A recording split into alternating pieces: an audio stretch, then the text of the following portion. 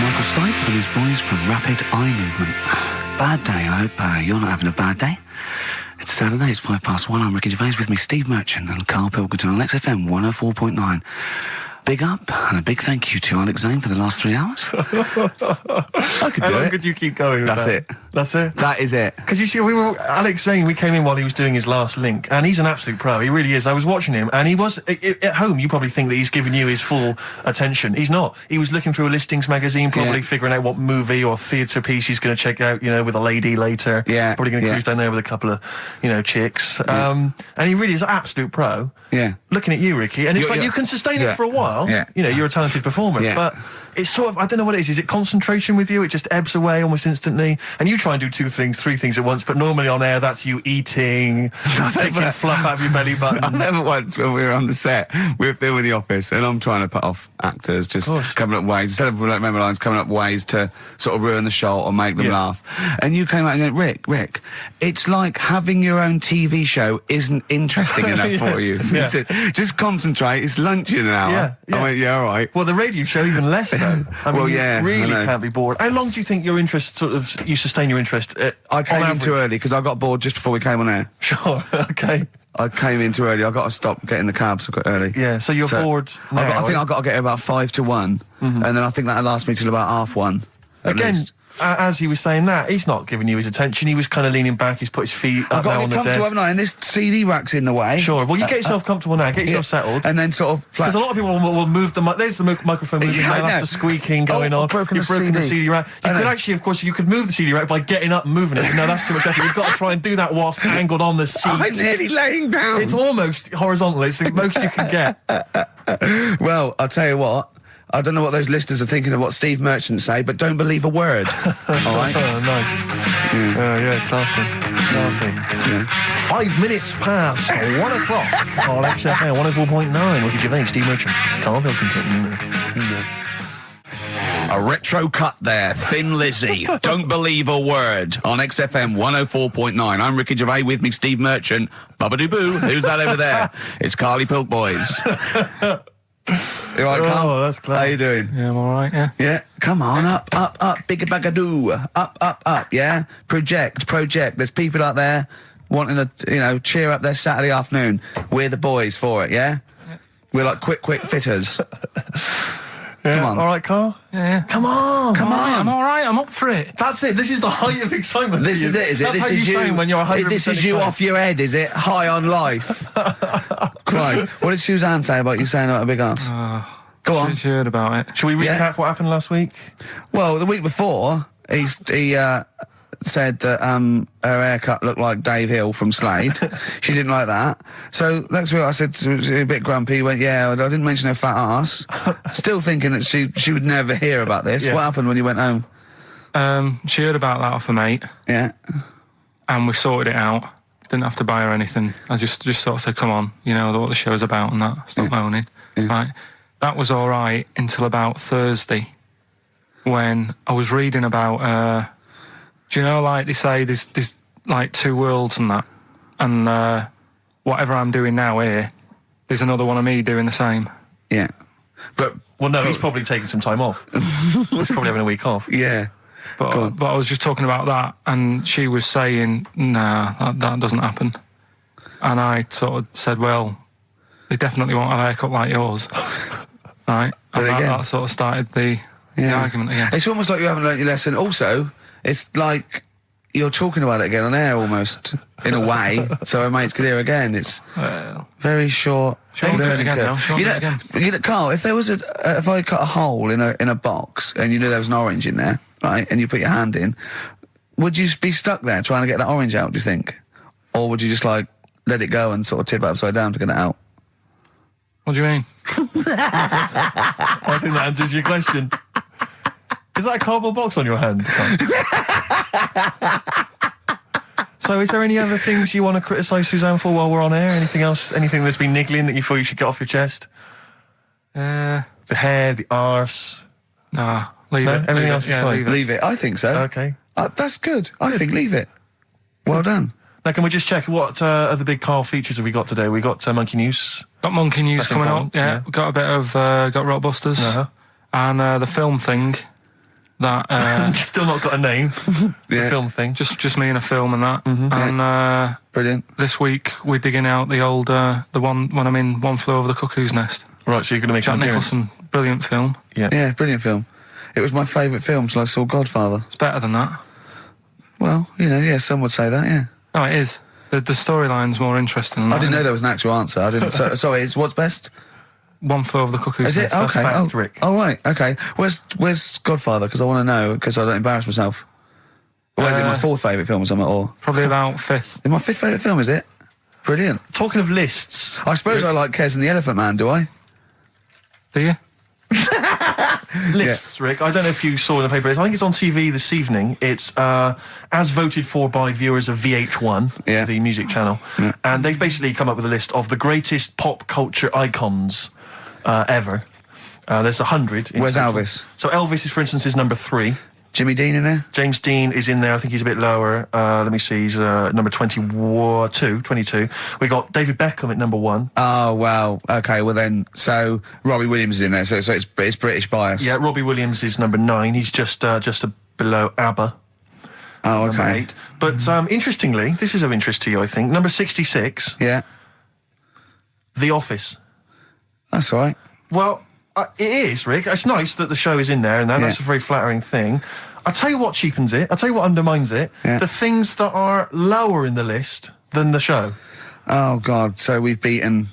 Well, I'll on. give you a little test. Yeah. Higher or lower? Do you think this is higher, near the top of most important pop culture icons, or lower than ours? Okay, I'm going to give you Superman. Well, international, been around since the 30s, one of the biggest icons on the planet. I'll say higher. Lower. But, yeah. Ludicrous. Okay. Do you think higher or lower? Neil Armstrong, the first man on the moon. This guy's been to the moon. Well, I'd say lower then. Lower. Yeah. Yeah. Yeah, but is that saying the people behind the rocket or just him? Because he just sat in it, didn't he? He just sat there, he didn't do anything. No, but it's the what icon. he's symbolic of. It's not how much work went into it. All right. A few others. What about things like Coca-Cola? Oh, no, they don't really count. It tends to be... so it's not- They don't feature. I mean, Mickey Mouse is in there. What do you reckon, Tom Cruise, higher or lower? Tom Cruise is the number 1 box office movie star in the world. Well, presumably lower He's then. lower. He's number 81. Just about scraped in there. It really is a list drawn up by people who've just sat at home and looked along their video and book collection. Yeah. Office, that's good. Well, I think it is a reflection of that, but it's always the same that they you do an HMV poll and it's Pet Sounds, Revolver, Let's Get It On, Robbie Williams, Life Through a Lens, because it's it's the people that vote. It's a reflection of like those massive, you know, what's big at the moment.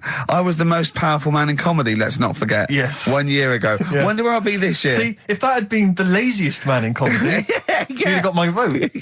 Interestingly, though, at number 26, Karl Pilkington. Oh, imagine. All possibilities. Badly Drawn Boy on XFM 104.9. I'm Ricky Gervais with me, Steve Merchant, and little Carly Pilkington. Rick, Susie's emailed. Yeah. She wonders if you could give a massive hello to Hannah and Charlotte and all in the sixth form at Cobthall School. Yeah. If you want them to listen, would you give them a massive hello? Shout out. Yeah, no massive. disrespect, man. Where are they from? I don't know, I can't quite pronounce it. Cobthall School? Cobthall Massive. Yeah. They're probably Cobthall known Massive, as. Yeah. So good luck to Suze and Hans and Charles. When did we start doing dedications? Because I've always felt this is something that's lacking on the show. Interaction with the audience, you know? Interesting only to the one person whose name's always, mentioned. of course. But that's how proper DJs fill up their time. They don't talk about monkeys and, you know, and all that kind of drivel. Oh, do you think monkeys are drivel, Carl? Well, we'll still be doing a bit of monkey news. It doesn't matter how much you have a pop at it. It's coming up in a bit. Yeah. Got some good stuff this week. I know it's been a bit dull last 2 weeks. Well, no, it's not been dull. It's been totally untrue. As ever. Bordering on the impossible. I mean, monkey dating, saying, what tree are we meeting in? You believe that sort of drivel. So, I mean, oh, God. Jonathan Ross told a story about a chimpanzee once. It was about, but it was about how it escaped from the zoo and it jumped on a bus. All right. Okay. Interesting. Funny. I did that one. But it's possible. Is there possibility in that one being true? I did that one. I think you said something like he drove the bus, or he was conducting it, or I think fares. you said he took it to Spain. Do you see the difference? It's that little stretch of credibility that means it's all shite. How is Jonathan Ross? All right? Is he? I wondered how long it would take before his name popped up. How is he? How is the old man? Looking forward to his birthday Monday? Oh, dear. Yeah. I don't know if any of the listeners saw Ricky on Jonathan Ross's TV show last night. Yeah. What? I mean, man alive. What? Well, that's not an interview. How is that an interview? What? It's not. He wasn't interviewing you. He's like two pals just having a laugh. And if we it was like it was a family do, and you just happened to film it and stick it on the telly. My friend made a good point. It was like any minute his kids were going to pop out, sit on that sofa next to you and go, "Oh, Uncle Ricky, do the little dance." It was unbelievable. I mean, what were you wearing for a start? What's that? Some tatty old jumper like you'd just been doing some artexing and he'd gone pot round with it. We're having a couple of drinks. That was Lambretta. Was it inside out? Trendy jumper. How do you keep getting things with the St. George cross on it? What do you mean? That's the only one I've got. Loads of stuff. T-shirts, jumpers, shoes. No, I've got a Union Jack. What's it? A French Connection one. But that's not my concern. I haven't got any underpants. That's not my concern. No, it's just the fact that, I mean, firstly, the fact that Ricky, for those of you who don't realise, Ricky is friends with Jonathan Ross. They are friends. Now, they've only known each other, what, a year maybe? About 2, yeah. It's less. I think it's less than 2. And what worries me is the friendship's too close. What do you mean? Because you're over 40. You see, it seems to me that after the age of 25, men should not be becoming really close friends with other men. It should be like you've had all your friends, you made them at university, at school, and if you're in any walk of life and you met someone at a party or a pub, even if you got on, you would not be phoning them every other day, like going to an awards dinner. What are you wearing, Jonathan? I've heard this conversation. What are you wearing? I think I might wear this. Is it too formal? Is that going to be too formal? It's not true. It is. That's you're always true. on the phone to him. You're always chatting. I'm just going to pop around. Oh, I'm just going to play some tennis. Yeah, we play tennis. Always hanging out with the guy, and it's to me it's unhealthy. And this, it's just bled over now onto TV. Hold on, so, wait a minute. Whoa. So you're there. It's like, I'll tell you what it reminded me of: Des O'Connor and Jethro coming on to plug his live video. Or Tarvey and Kenny Lynch. And then at the end of the interview, after they've been, mutually backslapping, he gave you a pet. Jonathan Ross gave you a cat as a replacement for your cat which died. Yeah. Now, to me, that's an inappropriate gift. What? It's a lovely gift. You should be. I don't think people should be giving pets gifts. Do you know what I've got in there for his birthday? Turning up to a wedding with I just bought you a cat. Do you know what I've got him for his birthday? I've got him as child. Well, you may as well, because that's what it's like, a cat to me. I've got a small Rwandan child. A cat to me is like, I've bought you this small child. I was going to sponsor him, but I got a bit of cash, I've flown him over. It's too intimate, it's too much responsibility. Do you know what I think, Carl? Go on. I think Steve's a bit jealous. I'll tell you, I got good reason to be jealous. What? I got good reason to be jealous, I just remembered this. Your birthday, Jonathan Ross was there. Karl Pilkington was there. Yeah. I don't remember being invited. I don't remember being invited. Was I there, Carl? You were there. I don't remember being there. But you're with him all day and that. Right, okay, well, yeah, but he sees you a lot. I mean, Jonathan, he's round his house every other day playing tennis, and who else knows what, swimming together and sat in his jacuzzi, cracking wise. What happened there? What happened there? Oh, we've got to the bottom of it. Play a record. The villa that we went to afterwards could only sleep It may 6. as well have been. How is the cat, all right? Yeah. What's your name? Jonathan? Ollie. All Day and All of the Night from the Kinks, playing that for Jonathan Ross. I'm sure Ricky will give him a call later, so don't worry, Jonathan. Just you can live without him for 3 hours. Oh, jealous. Adverts. XFM. Hey, Outcast, XFM, 104.9, Ricky Gervais, Steve Merchant, Karl Pilkington. It's that time, isn't it? Rockbusters. Whee! Come on, Carl, what you got for us? All right, well, do you want to say what the prizes are? The prizes are better away this week. Really? We've got... I'll be the judge of that. Actually, what am I talking about? No, there's a 2-disc set, Rock and Roll Legends, on the cover there. We've got Buddy Holly, Elvis, Roy Orbison, and Little Richard. So no one wants that, baby. Nobody's interested. Nick Cave and the Bounties, a DVD. I'm a Nick Cave fan and I wouldn't watch it. No, you'd watch it once at most when there's nothing on. Knowing Me, Knowing You. No, I mean, Nick Cave's good, but when do you watch rock DVDs? Know Me, Knowing You, great series, obviously, but once again VHS. on VHS. Who wants it on VHS? Yeah. Where are all the bonus features? Absolute pointless The so only thing far. that's half decent is this enormous hardback League of Gentlemen book, which is the scripts and all sorts of other stuff. If you're a League of Gentlemen fan, you'll love it. If you're not, I guess it's a good Christmas gift. If you're not a League of Gentlemen, there's nothing in this for you. No, exactly. So... So, you know, you can either enter for the hell of it. A pile of rubbish. What's the show? Well, not as bad as the competition, I suppose. So, go on. Well, you know how it works. Cryptic clue. It's not really cryptic. It's usually wrong. Kind of is. Yeah. Right. So the first one, there's 3 of them. You get them right, you win the stuff. First one. I'll get them close. I mean, because you could win this if you got one right, possibly. If you go to Chepstow, you will. Was that a clue or is that a point? Is that something? That's a clue. Right. Say it again. If you go to Chepstow, you will. And what are the initials? Just S. Just S. Right. Second one. E.T. is upset. What's up with him? All right. E.T. is upset. What's he upset for? What's wrong with him? All right. Different. So not cryptic, so go on. M.E. The initials there. N-E? M. M-E. M for mother. M.E. All right. And the third one, I had a tape with Jesus.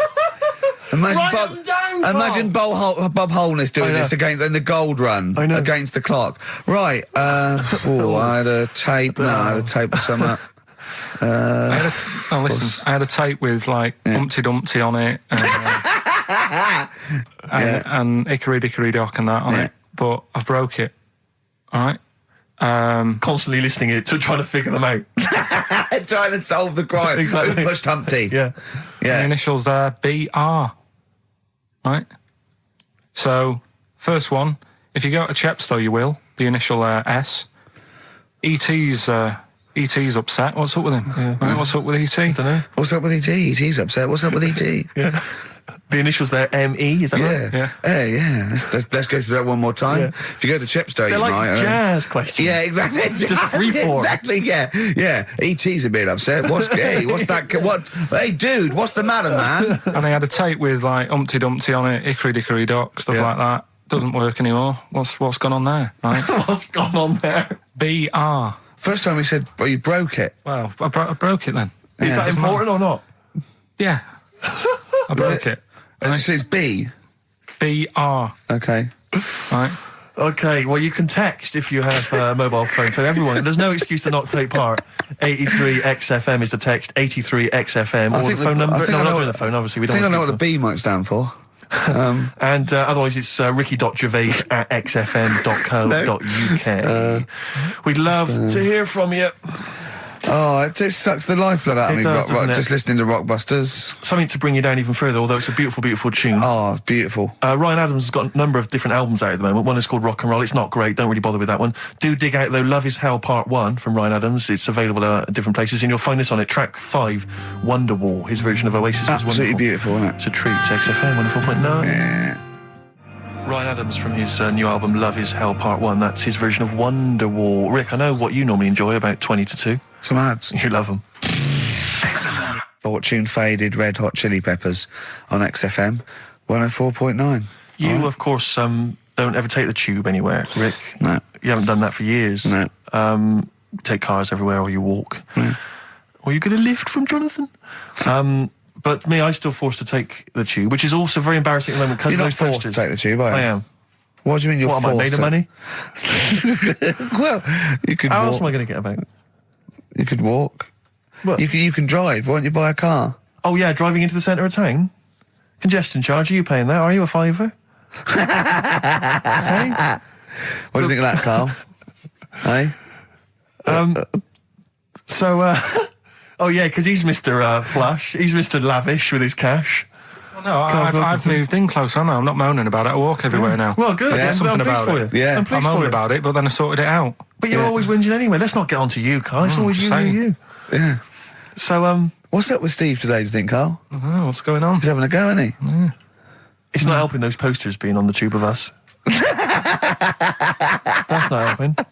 I don't know if you've seen those posters. You'd obviously don't go. I saw the. Yeah, I haven't seen one or two, but everywhere I go, I'm stood next to one. I can't avoid it. Yeah. I'm on the tube waiting. I look around. I go, it's us again. And it's so embarrassing because it looks like you're stood next to it deliberately. But I can't browse in HMV now. I went last week, and you keep coming up to pictures or cardboard cutouts of Brent. Right? Yeah. And I was in a bookshop, and I was looking at there's a big almanac of comedy, right? And I was just looking through it, just browsing, like killing time, and there was a picture of me. And just as I started looking at this right up at the office, I tapped on the shoulder. It was one of the words there. Said, "Do you mind signing some script books?" So she saw me looking at myself. Yeah. And I wanted to go. I just turned to that page then. Yeah. I was in a bookshop looking. There was a big book on sitcoms. It was like the A to Z of sitcoms or something like that. And I genuinely was looking up other shows because it was about other comedy shows. And I was looking something up. Guy that I knew came up to me like that. And I just started like, I'm just looking. Robin's Nest. Where's that?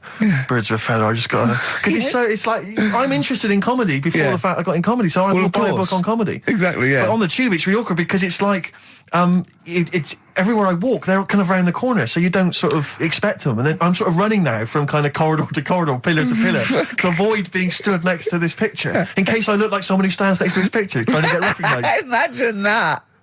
Of course, Carl didn't want his little round bald head on that. Yeah. But I was on the tube today, and sometimes you can't help but overhear a conversation. Yeah. And this one woman, there was two friends, they were sat there, and one woman said, she just said, I must tell you this. I was in the pub last night, and Dave called, and I said, Dave, he said, I can't hear you. I said, Dave, it's not, he said, I can't hear you. So I held the phone up so he could hear all the noise in the pub. That was it? That was the anecdote. That was the story. And I wanted to lean over to her friend and say, unless this woman has given you a kidney or saved you from drowning, do not be friends with her. Break up this friendship. She hasn't got anecdotes. Because what's that? And I've got acquaintances like that where you speak to me, get cornered at a party, this is the person who has not got anecdotes. The anecdotes, they're not stories. That's it. It's like you're expecting for something else to happen. Never does. Well, I was with Danny Baker yesterday. Oh, yeah. He's a brilliant bloke. First time I met him, and we got on like a house on fire. Put his number straight in your mobile. Well, we've exchanged numbers because he's got some great anecdotes. You had to delete mine because you only got so many. I might write with him because he's funny. He did this thing, and it was absolutely brilliant. He's doing he wrote a documentary, and he's a great guy. He's funny as well. You know what I mean? It's this. I tell you what, it's the showbiz friendship. That's what I loathe. I think it's the fact that like somehow. You're sort of because it's like you haven't got to go through the formalities of making friends with someone because I respect your work, you respect mine. I'm a funny guy. You've seen my work. Let's be friends. Yeah, of course. Yeah. And it's like, it's a horrible kind of icky sort of. Listen, Steve, me and you are going to stay in touch, whatever. So I mean, probably not my birthday this year, but next year, sure. We've known each other 7-8 years. Yeah. So come to that one. Yeah. Well, do I need to wear the waiter's outfit again? Oh, God. Oh, dear. Yeah. PIMP by 50 Cent, or 50 Cent, as I call him. XFM 104.9. I'm Ricky Gervais, you're Steve Merchant. There's little Karl Pilkington over there. All right? All right. Yeah, not bad. Listen, Oh, he's perked up. Yeah. Oh, he's back in the area. Well, you got something to say? I was kept quiet in the first hour. I'll let you get on with it now. What you got to say? Is it just have a guess? Is it about monkeys, Chinese people, or little gay fellas? It's about little gay fellas. Sure. Is it? Of course it is. Go on. Yeah, but not because I like Sorry, I'm just making a that. tally. Let me just note that down. Yeah. No, but it fascinates me, doesn't it? All stuff like that. That's a bit sort of different. Yeah. And that. What, showing me. like monkeys and Chinese people? Well, and that thing you were showing me before, the half woman. No, you weren't impressed with that. Well, no. That woman that's got two pieces of genetic makeup in her, where it was two separate sperms and two separate eggs fused, and she came out as sort of a normal person, but she had this residue of genetic material, and so she's had two children that aren't genetically the same as her. Yeah. Right? And they showed it in the paper by doing her half white and half black to show the two different, you know what I mean? Just for, he went, does she look like that? I said, of course not. He went, not interested then. Of course. Yeah. He said, how could I tell? Not interested in that at all. Yeah. If I'd have said she'd given birth to a monkey, fascinated straight away. Well, anyway. Go on. But that's what I'm saying. I'm just interested in weird stuff. right? Yeah. So am I. That's why you're on the show. Talking about little gay fellas and that. Yeah. Little gay fellas. Northern Line, the underground tube thing. Not the boy band. Right. Yeah. Apparently, on a Saturday night late, I don't know what that is. What time late is in the sort of gay community, as we've discussed before. Yeah. But apparently, the last carriage on the Northern Line, they all get in there. What do you mean they all get in there? They sort of take over the last carriage of the Northern Line on a Saturday night. Right. And it's like the gay carriage. Right. And what exactly do? They just travel about on the Northern Line? No, just have a chat and that, and like just stick on the communards. How do you know? Someone tell me. See, this, I mean, I'm glad you've informed me, because it wouldn't bother me, but I feel I should be told about these things, because I'm likely to stumble onto that carriage by mistake. And I'm not, it's not that it'd be a problem, it's just I might feel a little uncomfortable if there's a lot of people in, you know, the black the black leather gear and the moustaches, the hats. I mean, to be quite honest, they'd be annoyed. Of course. Because they'd be expecting something a little bit, you know. What do you mean? Well, they're good looking, most of them. Sure. No, they are good-looking fellas, though, aren't they? What do you mean? What do you mean? They're just a lot of the gay, you know, they look after themselves and that and look good, keep themselves. Some of them work out, yeah. You see, this is the problem I have, because there's a lot of areas in London and elsewhere in the country where there's a sort of, you know, it's a gay thing, you know, it's a gay public toilet, or I don't mean it's gay, but it's not like a legal thing. I mean, it's a cottage. But it's a cottage, whatever. I mean, I remember being in Bristol once doing some... You're confused when I said it's a cottage. Yeah. That's a term for where gay people go in toilets to sort of meet and greet each other. Well, I shake hands. I was at the public library in Bristol once doing some studies from a sixth form, and I think the toilet was closed in the library, and I was dying for the toilet, and I popped down, there was a public toilet behind the library. I thought, I can't believe my luck. Dashed down there, it was about 6-ish in the evening, I was working late, I was studying hard. I went in there, and I swear to God, I saw two fellas. With the... Is that unusual? Or? Well, no, they were up to some hijinks. What they're sort of like... Do you know the thing that struck me? What? One of them had bright red underpants. What do you mean? They were actually doing, you know, they were having some kind of, you know, they were having relations. They weren't even in a cubicle, they were out in the... Where were the underpants? Around his ankles. No. Yes, I swear to God, I'm not going to make this up. What old were you? I don't know, like, how old you are in the sixth form? 16 or whatever, 17? Yeah, and what did you do? Well, I actually said... you just joined in? What else could you do? You might as well. I actually swore, I said, oh, F me. And then I went, oh, no, don't. No, I did, I swear to God. I did. I went, oh, F me. No, don't. Because I was panicked and I ran out.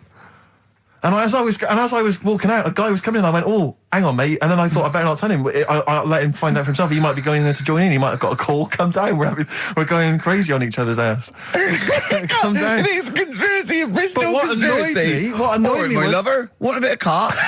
What angered me, Rick, was the fact that I wasn't notified, that there was not... I didn't know there was no sign. And afterwards, I spoke to other people about it, and they said, oh, it's a famous gay haunt. But what annoys me is I feel that they should put an ad in the local press, a big paper, like once a week, like, you know, when they recall cars if they're damaged or there's a fault, or couriers might bring back stuff if they're sort of faulty goods, they say recall and we'll give you money back. They should just put an ad in. The gay community should put an advert in that just says, these are the hot spots, this is where you're likely to find us doing some stuff. If you're not gay and you might feel uncomfortable, avoid them. And just list them, or little pictures, or, you know, a map or something. Anything, because like the gay tube thing, I don't know. Fun. 1, 2, 3, railway cuttings. Well, not that. It's more of a sort of social awareness thing. Yeah. So people, you know, don't feel uncomfortable and... But they don't want it exactly to be like sort of walking in under a neon sign. Well, why? It's legal. yeah, big arrows. Oh, as if. What do you mean? What's wrong with that? Because, well, it's actually a public place. I don't think cottaging is strictly legal. But they don't even have to specify what they're going to do. But some people, they're not. Some of them aren't. I don't think it's probably seen gays, is it? Yeah, but it's not. Yeah, but it's not the people that go out and they say I'm gay and I like Barbara Streisand. It's presumably the sort of people that do that are people that either aren't quite out yet, or do you know what I mean? Or they're doing having a quick went away to their wife and kids. Yeah.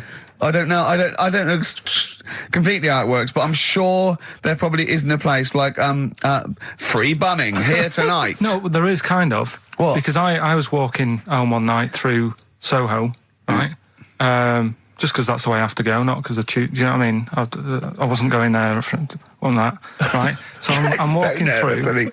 right? And I was handed like a card, which was like a gay event, right? Now that's a bit weird, isn't it? That straight away he's presuming that because I'm there that time of night. Well, and you got a shaved head, and you sort of like, you sort of like quite look after yourself, and you got some nice clothes. Yeah, but it's still and you look can't like really a little bit presume. rough, don't you? From Manchester, you look like a northern rent boy who comes down to stand outside McDonald's. But the card was rubbish, right? What do you mean? Had this fella on it, right? All sort of greased up and that. What would you look? Just having a look what he'd handed me and that. Right. Just having a look. Picture of him, sort of sailor's hat on, tan body, like just his arse out like that, and rubbish slogan, right? The best bum in W1. Is bum there a noun or like a verb? What do you mean? Well, to bum, is it like get the best bum you've ever had, or he had the best bum? I think it's just I don't suppose you asked. No. I don't suppose you called the number to check. What do you mean exactly by this? Does it mean you've got a great arse? Do you mean I will be well bummed, or do you mean you've just got a good... Come on now, let's Well, just a final point about, because I asked my friend how it all works up on the Heath, because I live in Hampstead Heath, near Hampstead, and I was where I didn't want to go walking and get myself involved in anything. How can you get involved? No, again, I didn't want to walk. Sort of like, is it like, oh, you believe it? I couldn't say no. Oh, my wrist, it's knackered. What do you mean? Well, I was there for about 2 hours. I must have gone about 43 of them. But, I didn't like to say no, because they were so pleased to see me. Oh, well, it's God. not so much the fear of that. It's not good skiing practice. I was doing 2 at a time for a little while. It's not the fear of that so much as the fact that, again, you don't want to gate crash someone else's party. Do you know what I mean? No. You don't. If there was a straight couple having sex, you'd want, oh, I'm sorry, and you'd want to avoid that area. Of course. But I was finding, so someone told me how it works, and apparently you just go in, like sit on a bench or something, and then a guy just sits on the bench and they just look at each other. There's not really anything said. It's just a kind of nice evening or whatever. I guess it's like 2 a.m. or whatever, and then they go off in the bushes and ding dong. But it's like, I don't know how that culture's developed. I love this programme now. Why can't that be the case with women? That would be amazing. You just go out to the park, and like 1 a.m, you just sit on a bench, you just... Be like a scene from Gigi. Exactly. Just walking along with the perambulator. Yeah, exactly. But that would be a joy if there was none of this formality. You've got to talk to them, buy them dinner... Oh, you're joking. Romance. Oh, no. Just this kind of informal thing. It'd be great. So what would you do then? You go up to a woman and go, come on. Yeah. Let's stop mucking around. We know why we're both sat on this bench. There's a nice bush over there. Yeah. Let's have a bit. Yeah, and then she'd go, yeah, great, thanks. I'm killing some time before I, pop into town. Yeah. That'd be perfect, thanks. You make my weekend. So you're jealous of gays as well as me? In a sense. In a way. What do you think, Carl? Let's put a track on. Why? Are you getting scared now? You brought it up. Is it getting too close to the bone, so to speak? Radiohead and There on XFM. I'm Ricky Gervais, with me Steve Merchant and Karl Pilkington. I was talking to my dad the other day. He was saying he lived in Bristol, and my family lived in Bristol, and so they can't really listen to the show. And he said, I was thinking of buying your grandparents a digital radio for Christmas so they can listen to your show. Imagine them listening to that last link. About you? And then me seeing them at Christmas. Steve, you never told us you saw 2 blokes bumming. Yeah, and then what's that about you jacking off 30 men? Exactly. You've got to say no, lad. I know you're a nice fella, but just because they want relief, you're not the man for it. Oh dear. They must be so proud. Yeah. Rockbusters. Yeah, they'd be loving this, right?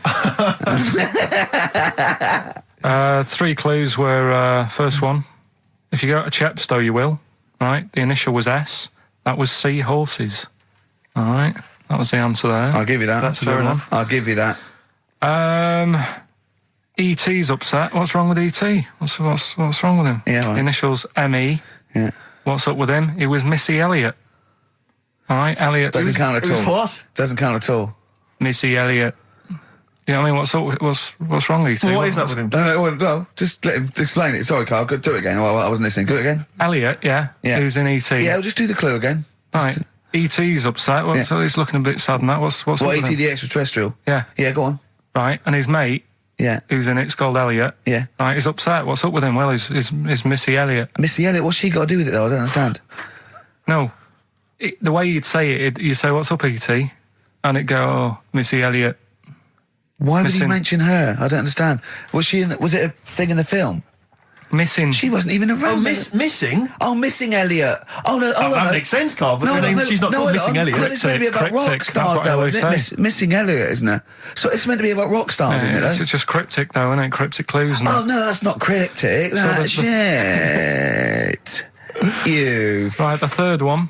I had a tape, and it had Humpty Dumpty on it, and I love when he says Humpty Dumpty. Yeah. Humpty Dumpty. Hickory Dickory Dock and that. Yeah. But the tapes broke. Yeah. That was BR. Buster Rhymes. Say that again. I dozed off. Sorry, I don't understand. What do you mean? Who's the winner, Steve? No, it doesn't. No, do you mean busted? Buster. Well, it's kind of like that. Cryptic. No, it's not. No, cryptic doesn't mean change it, so it's not the same. Steve, who's the winner? We got loads of right answers, so it's interesting. This email system, weird, it flashes up suspected spam. If it, spam is that stuff that gets sent around the internet. Yeah, and it flashes that up if it thinks it's going to be a spam email. And every time it comes in with a Rockbusters answer, it just says suspected spam. In a sense, in a way. Let's give it to Catherine Jakeways from Hackney. She's got those answers. Rubbish, absolute rubbish. Talking about your parents listening, Carl was in Heat this week, and they mentioned that he does this thing on Sky. What is it? It was this thing with Richard Bacon, some programme about watching telly, and you just talk about what you're watching and that. And he was annoyed because he said because his parents are there, and so he's not doing it. He's not going to turn up because they mentioned it in Heat. And so his parents might watch? Yeah. Why are you worried about that? I don't like them watching stuff, do I? I told you. It dates back to when I did Little Donkey at school. Sure. I don't want people watching me. What's that? Just renew us on Little Donkey? What happened? It was just, I was there to play the drums and that in We Three Kings. I was loving it, I got a bit carried away. How old were you? About 13. Yeah, right? really? Probably. Yeah. About 10, about 10 probably. Yeah. 6. Between 6 and 13. How old were you? What school were you at? Okay, you were playing Little Donkey. Yeah. So, and, No, but it was one of them schools where everyone sort of was in the same one. Do you know what I mean? Oh, a Manchester school. Just the one classroom. Well, it's like sweeping chimneys in the day and then 1 hour of learning. Yeah. What are you talking about? What school were you at? Was it infants, junior, or secondary? They didn't really do that. It was one way. What do you mean? You did that. They still have to abide by the laws of the land in Manchester. No, but it was a lot more like you had infants, but you also had like the older lot. There's kids there. When you're in the younger year and that, you'd see kids and you go, talk English and use terms that people do when they're talking about schooling. I don't even want to talk about this. No, how old were you? What? Oh. I'm guessing maybe 6 or 7 or 8. So you went from 13 to 6? Yeah, but like I say, it's hard to remember because... Imagine if you were giving evidence in a trial. Yeah. Oh, I don't know. Yeah. I mean, I don't know. I can't really narrow it down other than 7 years either way. Theoretically, he could get called up for jury service. Right, you're on... White Stripes, hardest button to button on XFM. That's a frightening thought that you came up with before the break. Carl on jury service. Carl could be responsible for someone's rest of their life. Yeah. Because jury service, that applies to anyone. Anyone could get sent the form. I think you're obliged to go unless you have a really decent reason not to. Imagine it was a really, really important trial. But what annoys me is that isn't it supposed to be you're tried by 12 good men and true. 12 good men and true. Yeah. Good men and true. And women, of course. The only thing I can hope is that the defence attorney would wheedle out Carl at an early stage. Oh, yeah, objection. I object. Yeah. Why? I object. Have you heard of something called Rockbusters? Yeah. Well, sorry, you can't just object on that. OK, then what if I tell you my client, standing trial, is a little gay Chinese fella? And here are some of the tapes from XFM. What would you do? He's prejudiced. So how does it work then? How does what work? What do you mean? You just get called up and you have to do jury service unless you've got a very good reason. And it's not, I normally have Mondays off. Yeah. Oh, you wouldn't like that. You have to get there at 9 o'clock. I've got to prepare monkey news. Yeah. Oh, you couldn't stand it. Just wouldn't do it. What would you say? Say, don't get me involved. Because I got involved once. Don't get me involved! No. What do you mean you got involved once? Well, with the police and that, when I lived in Manchester, I saw a bit of car crime going on. Right. And I got involved. Hassle. I'm telling you. How did you get involved? You phoned the police? Yeah, because I thought, well, I know, well, that's just it, but I thought, I'd hope somebody did it with my, Yeah.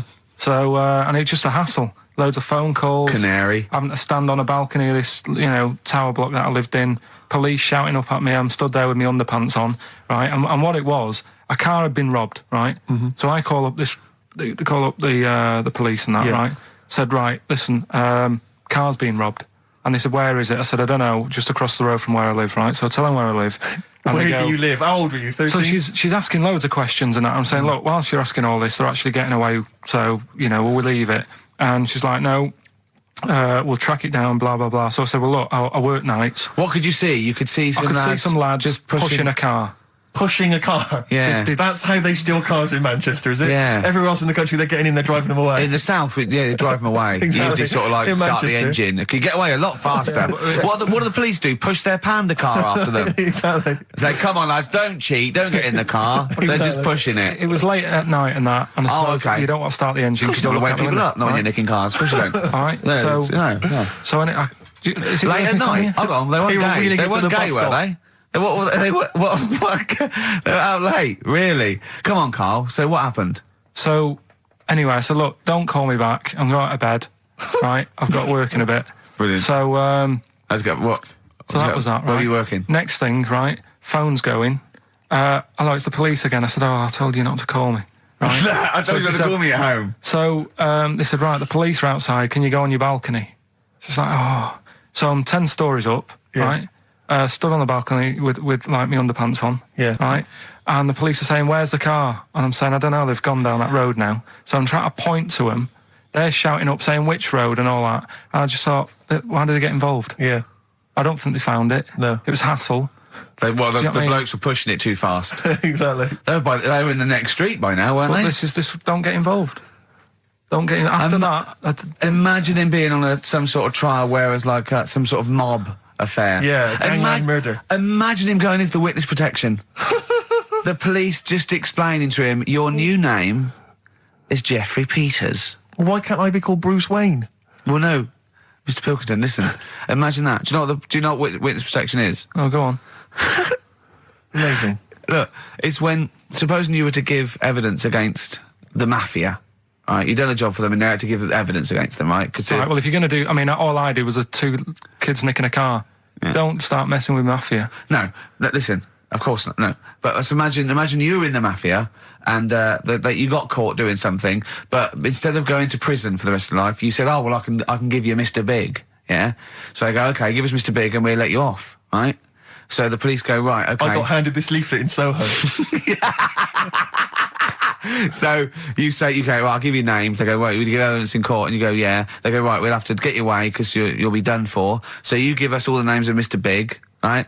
We'll give you a new identity, a new passport. We'll let you go and live in Canada for the rest of your life with Suzanne, right? So why have I got to do all that? Because they'll bump you off, won't they? How did you know it was me? Because you have to give evidence in court. So they go, oh, Pilkington squealed. So you got to change all your life. Yes. Yeah. They've killed someone. Yeah. Yeah. Well, look, you just know you're giving them in to keep you from going to jail. So you don't want to spend the rest of your life in prison because you're involved in something or assault or whatever. It doesn't matter, Carl. No, listen. How would the mafia know that I've said something? Because you say in court, those are the people. He's Mr. Big. He's Mr. So-and-so. He ordered the hit. Don't you know anything? It's a lot of messing around, though, isn't it? So I've got to leave this job, yeah? Yeah, I think they might try XFM first. I'd have to... What? I'd have to bin Suzanne, would I? No, she can go and live with you. You have to cut off all your ties with your friends and family, though. You can't contact them. You've got to leave them behind. Would she have to change her haircut? Possibly. When did the murder happen? Yeah. So what would the new identity be that you choose? What would you choose for yourself? What name? Probably, I wanted to be called Brett when I was a kid. Okay. Right. Brett what? Brett Pilkington. You got to change your surname, yeah? Yeah. Well, yeah. Yeah. Maybe go ex-directory. Where would you move to? Probably back up north. No. Well, no. No, don't do that. Don't do that. Can I suggest maybe Brett Hanson and go and live in Australia or Canada or something. Well, maybe when they're not operating, maybe, you know, and they just forget it. You might have to change your identity as well. You might have to grow your hair. Well, you can't grow your hair, but maybe wear a wig or a moustache. What would you do? What would you wear? So like an afro or something. Something like that. That would be brilliant. That would be absolutely And I've got to do brilliant. all that just because for 5 minutes I stood in a court thing. Yes. And said he's the one who did it. Yes. Yeah. Well, why can't I just wear the afro and the glasses when I'm in the court? Say my name's Brett, right? Yeah. Change my voice a bit. He did it, and they go, thanks very much. I go off, I carry on my life. That's I'm still coming genius. in here on I Saturday. don't know why they haven't thought That that. is genius. I don't know. This That counts is all the witness protection scheme. Why don't they do that? Yeah. So they go, well, I'll go to court as Brett Hanson Yeah. with an afro. I don't like that. Yeah. Right, and then when I come out, I'm back to Karl Pilkington, still talking like that, but without the afro. That is perfect. You've got... Why don't you call the FBI and say, listen, I can save you billions of dollars a year. You're a genius, Karl. All right. Well done. Or Brett, should I say. The specials, Rudy, a message to you on XFM 104.9. Still to come, Rick, I know you're excited. Karl puts himself inside a movie this One week. Flew Over the Cuckoo's Nest. One Flew Over the Cuckoo's Nest. Look I forward think to you that. could... I can imagine him in an institution like that, though. Not much of a stretch. Let's have some ads. XFM. Don't Look Back Into the Sun, Libertines on XFM. I'm excited, Steve. It's that time. It's that time of the week. Go on. Well, Karl's in a little film. Oh, that's what you're excited about? Yeah. Sorry, I thought you meant the show's almost over. Right? Yeah, no. Come on in, Karl. Right, so, yeah, I'm in One Flew Over the Cuckoo's Nest. Yeah. Took a scene from it. Yeah. Got to listen carefully in that. At the end, there'll be a question on, like, the clip that you've just heard. It's sort of like what they do in the Krypton Factor and stuff. So do you want to read out the prizes? Or just Yeah, little there's usual taster? things. It's a couple of rock and roll albums. We got the. Why is it Gentleman. called One Flew Over the Cuckoo's Nest? I can't remember. I think it's explained in the book, but I don't remember. I haven't read it for many years. If someone knows, just a quick email to do. I'd like to know that. Ricky.gervais@xfm.co.uk. You can win yourself, if you get the question right, the League of Gentlemen Series 3. We got that Rock and Roll Legends again, the Best of Blondie, a nature programme, and the Old Grey Whistle Test, Volume 3. So if you're Brilliant, so over that's well 50, worth- you'll enjoy that. Yeah. And just, if you haven't seen the film, it's just about, like a... What would you call it? Well, it's a guy who thinks he's going to get away with prison by going into a mental institution. It was a new experiment, but he finds out he can't get out and he's sort of trapped. And well, people know it. Everyone knows what. Just play it. Just Well, play I it. saw it last week, so... Just play it. All right. Well, you know, I've been observing you here now for the last 4 weeks, and I don't see any evidence of mental illness at all. Yeah, no, I'm not mental. I never said I was. I mean, all right, I got an E in history, but that isn't why I'm in here. I'm in here because I had to get away from the outside world. It was doing me head in. I've been working too hard. I'm stressed out. I've been working like loads of hours Monday to Friday. I've been working on a Saturday with Ricky and Steve. Right, that's been doing me head in. People think that's a laugh when it isn't. You Right? busy right now, are you? You got something to do right now? See, this is why I'm here today, Doctor, because he's doing me head in. What do you mean, sir? Well, he's doing me head in. I came in here to get away from Ricky. He is just as bad. I'm smarter than him, ain't I? No, you're an idiot, right? You're just... We're just good friends. No, we're not friends. And if you were a friend, you wouldn't be doing that to me, Ed. How do you mean that? Well, don't ask... Come on, I'll show you. Yes, Look what you've done. Get him out. Get him off me! Get him off! Now, just hold it right there. All right. You get off! Doctor, will you tell him? Murphy, don't hurt you, does it? Of course it does. That's it. Now hold on to it. Not too hard. You'll crush all the air out of it. He normally... Get off! He normally does it harder than this, but... No, just warming up. Warm it up. Warm it up. Well, somebody else! All right, be there.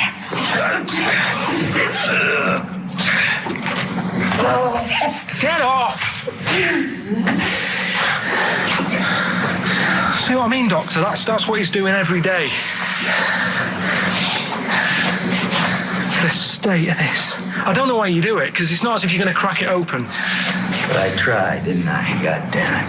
At least I did that. I love it. The effort. Yeah. It's almost, I wonder if it's almost a strange premonition of the future. Yeah. You in some kind of home. All right. Well, what's the question? Little question then. What result did I get in history? Good. All right. Yeah, well, tricky one, that. ricky.gervais@xfm.co.uk. Or text. Will we take text? I can't really bother to check the texts. All right, then. Email. Thanks for that, Rick. Sneezy. Yeah. All right, I'll play... Prinish Brothers, yeah, it's a lovely tune from their album, what's it called? Yours, Mine and Ours. Blinded by the Stars. Blinded by the Stars from the Prinish Brothers. We've a couple of texts. I do occasionally have a look at them. Go on. We've had one here complaining. It doesn't say who it's from. It just says, wow, really clever homophobic material. Genius. Switching off, idiots. I don't know what they mean. It was not clever homophobic material. It was just homophobic. Well, what do they mean, though? But how is it homophobic? We weren't being anti-gay. We were saying we don't understand the gay world. And anything that's... We were querying and questioning it. Yeah, and Carl, see, this is what I mean. Carl gets us into trouble. I can't go through Chinatown anymore. It's not really a town, though, is it? It's not really a town. It's more of a novelty street. Novelty street with restaurants. Yeah. But I can't, and when we sort of like talk, we get tarred with the same brush as him because the man's an idiot. Yeah. But we often say that. We are not homophobic. I don't think Carl's homophobic. He's confused. He's interested. He's got nothing against Chinese people. He's got a little theory that they don't age well. And these are the sort of things that come across, I mean... They're not meant to be homophobic and racist. They're showing that Carl, I don't know the PC term for this, is a bit mental. Yes. And, I think we're doing our bit by letting him on the air. On the air as well. Like that complaint he got about that woman on, what's it called? Who are you looking at? Yeah. Because he said about, I don't even want to repeat it, but he said something, Yeah, but I never meant to upset anyone with that. No, I know you didn't. No, I know you didn't. No, but I mean, it's on a website now, and to be fair, she does say it was Carl that said it, and we were the idiot presenters that let him on air. But it's like Carl is bad for our reputation. Yes. Do you know what I mean? It's funny to be in a room with him, but then I want to sort of shake it off. Yeah. And I don't know what to do about Guilty it. by association. I know.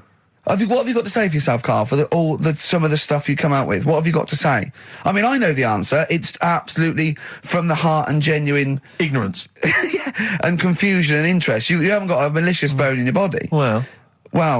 towards but, me, yes, but yeah, other people. But again, he's just honest with you. He says... don't repeat what he says. No, don't repeat it, just leave it. But it's not as bad as some other things. But he says, remember you just say that when you first met him, he looked a bit hard, but you got used to it. Yeah. No, that's from the heart. That's like him sort of like being honest and nice, but he doesn't know what that... And we can take it, of course. Well... What have you got to say for yourself? I haven't got anything to say, really. I mean, there's been other weird stuff going on in the week and that. Go on.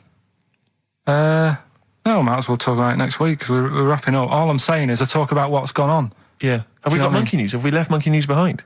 Monkey news, come on! What happened? You can't offend monkeys. I'll tell you what is annoying. What? Steve's told me about a film that is about a monkey going off with a woman. The Charlotte Rampling thing where she... It's a film called Max Mon Amour. Yeah, she has an affair with a monkey. Go on. Yeah. Oh, what happened? You wouldn't like it. We can't go into it. You wouldn't like it. You wouldn't like it. It's not like it's weird, and you wouldn't, Carl. It's not like a nature program where he wears a bowler hat and can talk.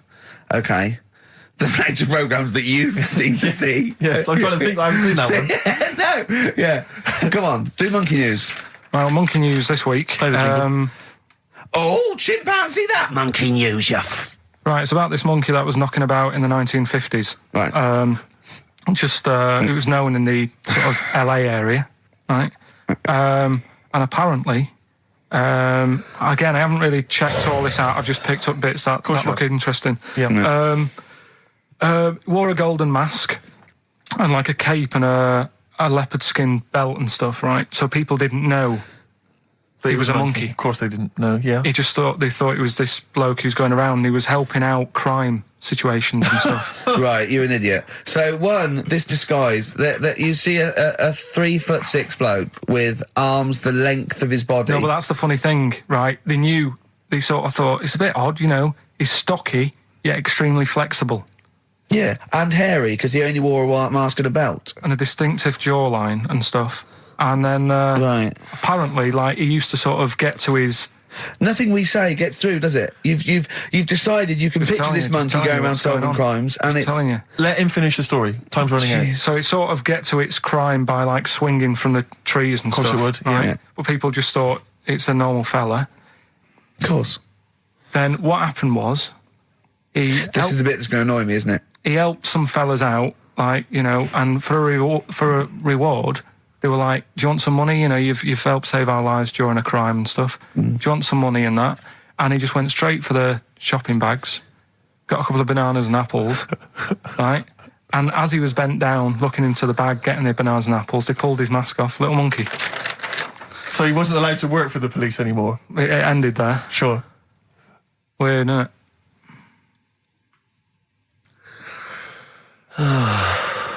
Rick, can I tell you the meaning of One Flew Over the Cuckoo's Nest? Yeah. Can we never speak of monkey news again? Yeah. It comes apparently from an American children's nursery rhyme. 1, 2, 3, 4, 5, 6, 7. All good children go to heaven. Some fly east, some fly west. Some fly over the cuckoo's nest. Brilliant. Now, thanks to Ian for emailing that in. Shall I give someone the prizes? Yeah. Phil Corbett, there you are, that's the first one I've pulled out. He correctly guessed that it was E. It was an E that Karl got in history. The only qualification he's got, and it's an E. Do you know that woman? Judge the monkey news based on that. Go on. That woman who went out with the monkey. What? It's a film. It's a film. It was Charlotte Rampling in the film. I don't know who played the monkey. Did she have any kids? What, with the monkey in the film? Yeah, I'm just thinking if I'm going to get it out and stuff. No. Why? Oh, because that would have been interesting. Well, no, it's just that the problem there is the kids would always look more like the dad. See you next week. 104.9 XFM, Ricky Gervais, Steve Merchant, Karl Pilkington's pressing the buttons. Yeah. We're playing some great moments from the last 3 weeks. And some great records, Steve, from the last 2 weeks. That's true enough. Yeah. We're not actually here today. What are you up to today, Rick? It's 8 hours earlier, so this is about 2 o'clock probably. Mm-hmm. So it's about 6 o'clock in the morning. I'm still in bed, mate. I'm asleep in my hotel room. Now, where are you? We're in LA. Los Angeles. Yeah. City of Angels, Rick. Yeah. City of Angels. Yeah, and so that's what we're doing. We're doing stuff like that. That's why we're not here. We're not here next week either. So next week is the best of this week. All right, so here's the first bit. You were going to tell us a little story about Just a Volvo past my estate? test, Yeah. my parents had a big Volvo estate, and there's quite a big car to don't show drive. off. My parents didn't have a car. But I know you don't drive cars, Rick, but it's got a big car to drive if you've just passed your test. It's safe though, isn't it? It is very safe, that was the thing. Yeah. And come from the West Country, obviously. There's quite a lot of windy lanes. around No, there. you're joking, do you? They have cars there. Well, here he comes. Blimey, Karl. Learned on a tractor, automatic it was. Do you want me to tell it or not? Oh! Don't do about the accent! Oh no, I'm not worried. Oh, go on. Go on. So I went to this You party. never got him being from the north. Not when he's telling an anecdote. He's never told an anecdote. Oh, yeah, fair point. Yeah, go on. So I went to a party, and I was quite excited because I had the car, the motor, and there was a chick heading down to the party that I was like, I had my eye on. And I thought, now I've got a car, and going to the party, it's going to be amazing, right? You glass and eye, various friends had said, like, can we get a lift? I thought, yeah, groovy. Yeah, I'll pick up the chick as well, who's a friend of a friend. Yeah. So cruising down to the party in the motor, the Volvo estate, and there's nothing sexier than that. Slipping a little bit of Billy Joel on the stereo or whatever. Something classic. Go children. Exactly. And maybe it was Billy Ocean. I think maybe it was quite a Billy. Maybe it Billy was thing. get out of my dreams, get into my car. Ideally. Yeah. So I get to the party, and inevitably it was one of those house parties where the chick that I had my eye on, she kind of was chatting to other guys, and she wasn't really paying attention to me, and I was sort of... Found out to get, was she again? Same old story. Oh, they make me They know laugh. how to tease, don't they, the make me ladies? laugh. Who are they kidding? So I'd follow her like a dog, from room to room.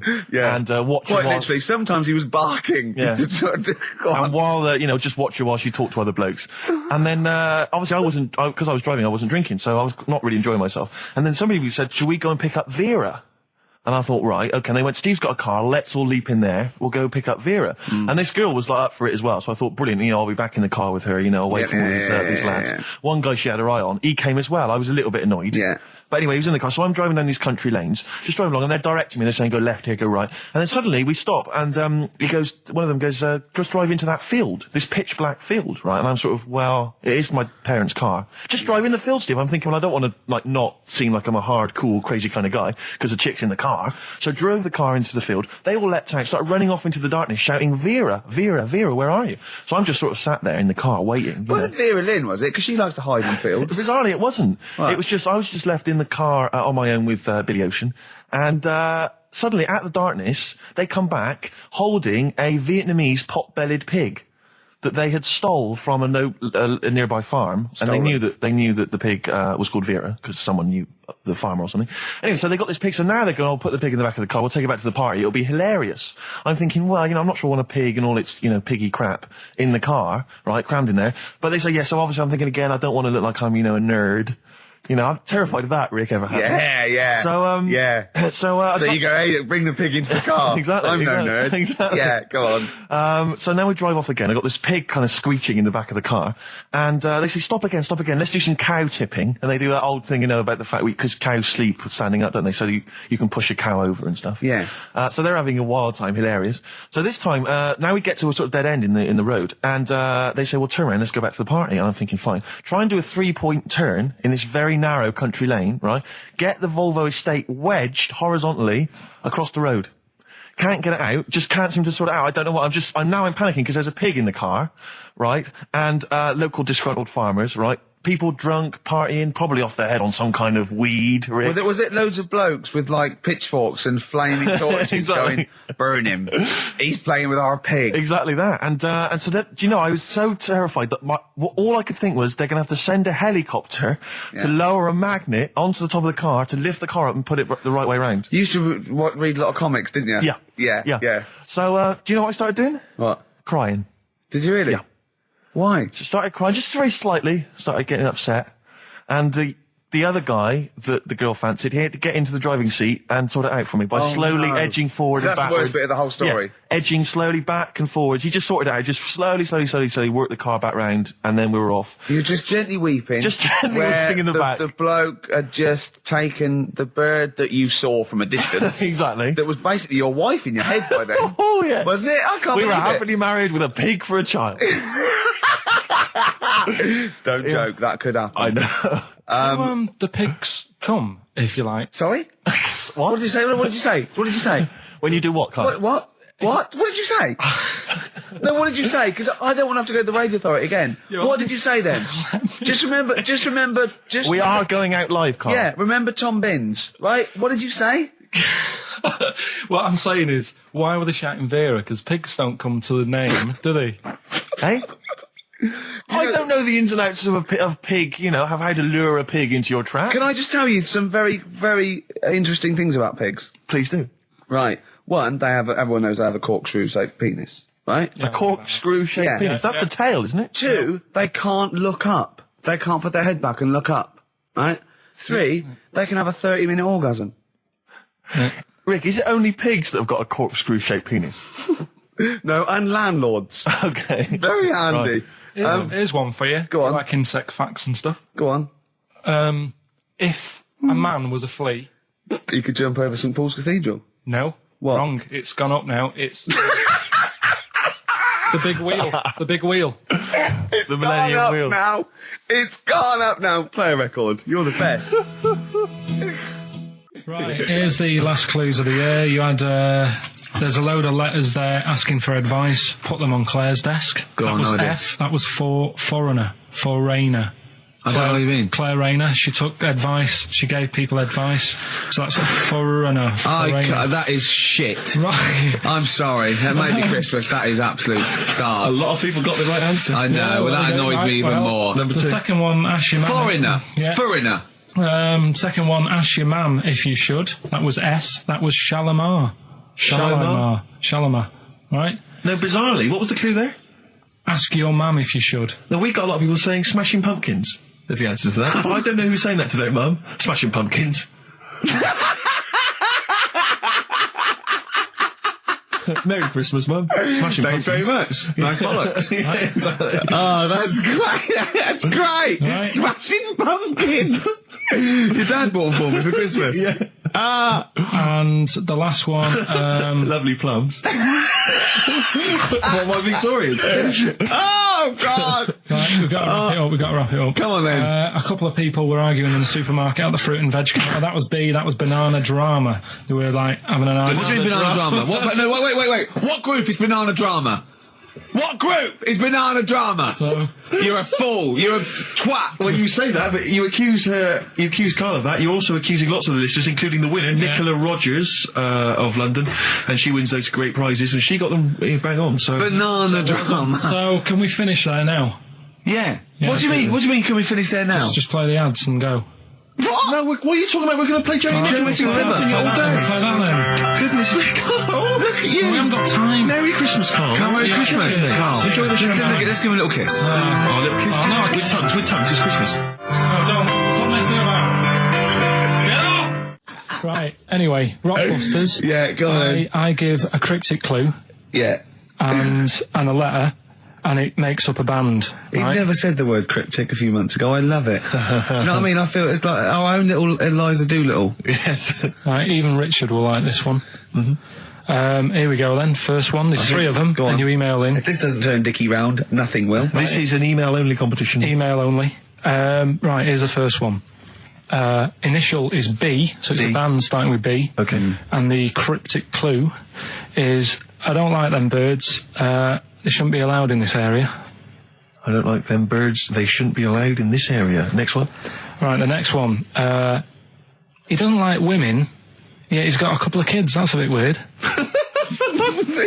Is that a cryptic clue, or is that just Is that just a thought? a general point? Is that yeah? That's the cryptic clue. Okay. And the initials there are PD. Okay. And the last one. Oh, got that one. That's terrible. That's terrible. Okay, quickly. Oh, God. And the last one is that bloke who does. Come on! He's making me laugh. Come on, Carl. Be professional. Right, the last one. Right. I can't do it. It's making me laugh. Oh, come on. I'll come and read them then. No, I got it. Come on, Carl. Right, here we go. They don't do this on Blockbusters on TV, do they? No, come on. Right. That bloke who does sport on telly. He's got a little kid, right? Initials DC. What? Right. Is that, was I'm that the completely clue? confused by that. Was that the clue? Yeah, that bloke who does sport on telly. Yeah. He's got a little kid. Initials DC. Okay, is that a band? Or an artist? It's well, I'm not A gonna tell you. cheese. I'm not This is gonna a tell you. well-known sandwich. Is it? What is it? Is it a band or an Right, artist? so just quickly recap. That's, Okay. it's a Come B. on, Carl. Right, Come on. quick recap. The first one is B. I don't think them birds should be around in this area. Right, that's B. Right. Second one, he doesn't like women, yet he's got a few kids. It's a bit weird. That's PD. And the final one, that bloke who does sport on the telly, he's got a little kid. Right. DC. All right, and it's ricky.gervais@xfm.co.uk if you want to enter for Hellraiser. Oh, I'll tell you what, continue to do a little theme of like some old stuff people haven't heard of. If you're under 30, you probably never heard of this band. It's also a new thing I want to introduce. It's Show Up Camfield. Camfield talks the talk, he doesn't walk the walk, he doesn't play some rock classics on his show because he's scared. I'm going to play the tracks that Camfield's too scared to play. This is Kansas and Carry On Your Wayward Son, alright? Placebo. Bitter End on XFM 104.9. This is pre-recorded. We recorded this a couple of weeks ago, before Christmas. I hope you had a great Christmas. If you didn't, not our fault, really, is it? Nothing to do with us. Wouldn't have thought we'd have. We're well over time because we've got plenty of cash now, thanks to a lot of you who probably bought the Office DVD. Yeah. Probably got And that if you in stock haven't yet, and you've maybe got vouchers or money, still available. Still there in the shops. Still available. You can still make it the best-selling DVD of all time. Please. Please do. Yeah. Please do. I'll tell you what you want to hear there before you make your mind up. I'll tell you what, if you like this next clip, go and buy the Office DVD. I think you will. It's a brilliant clip. It's the one where we talk about, well, it is self-explanatory. Yeah.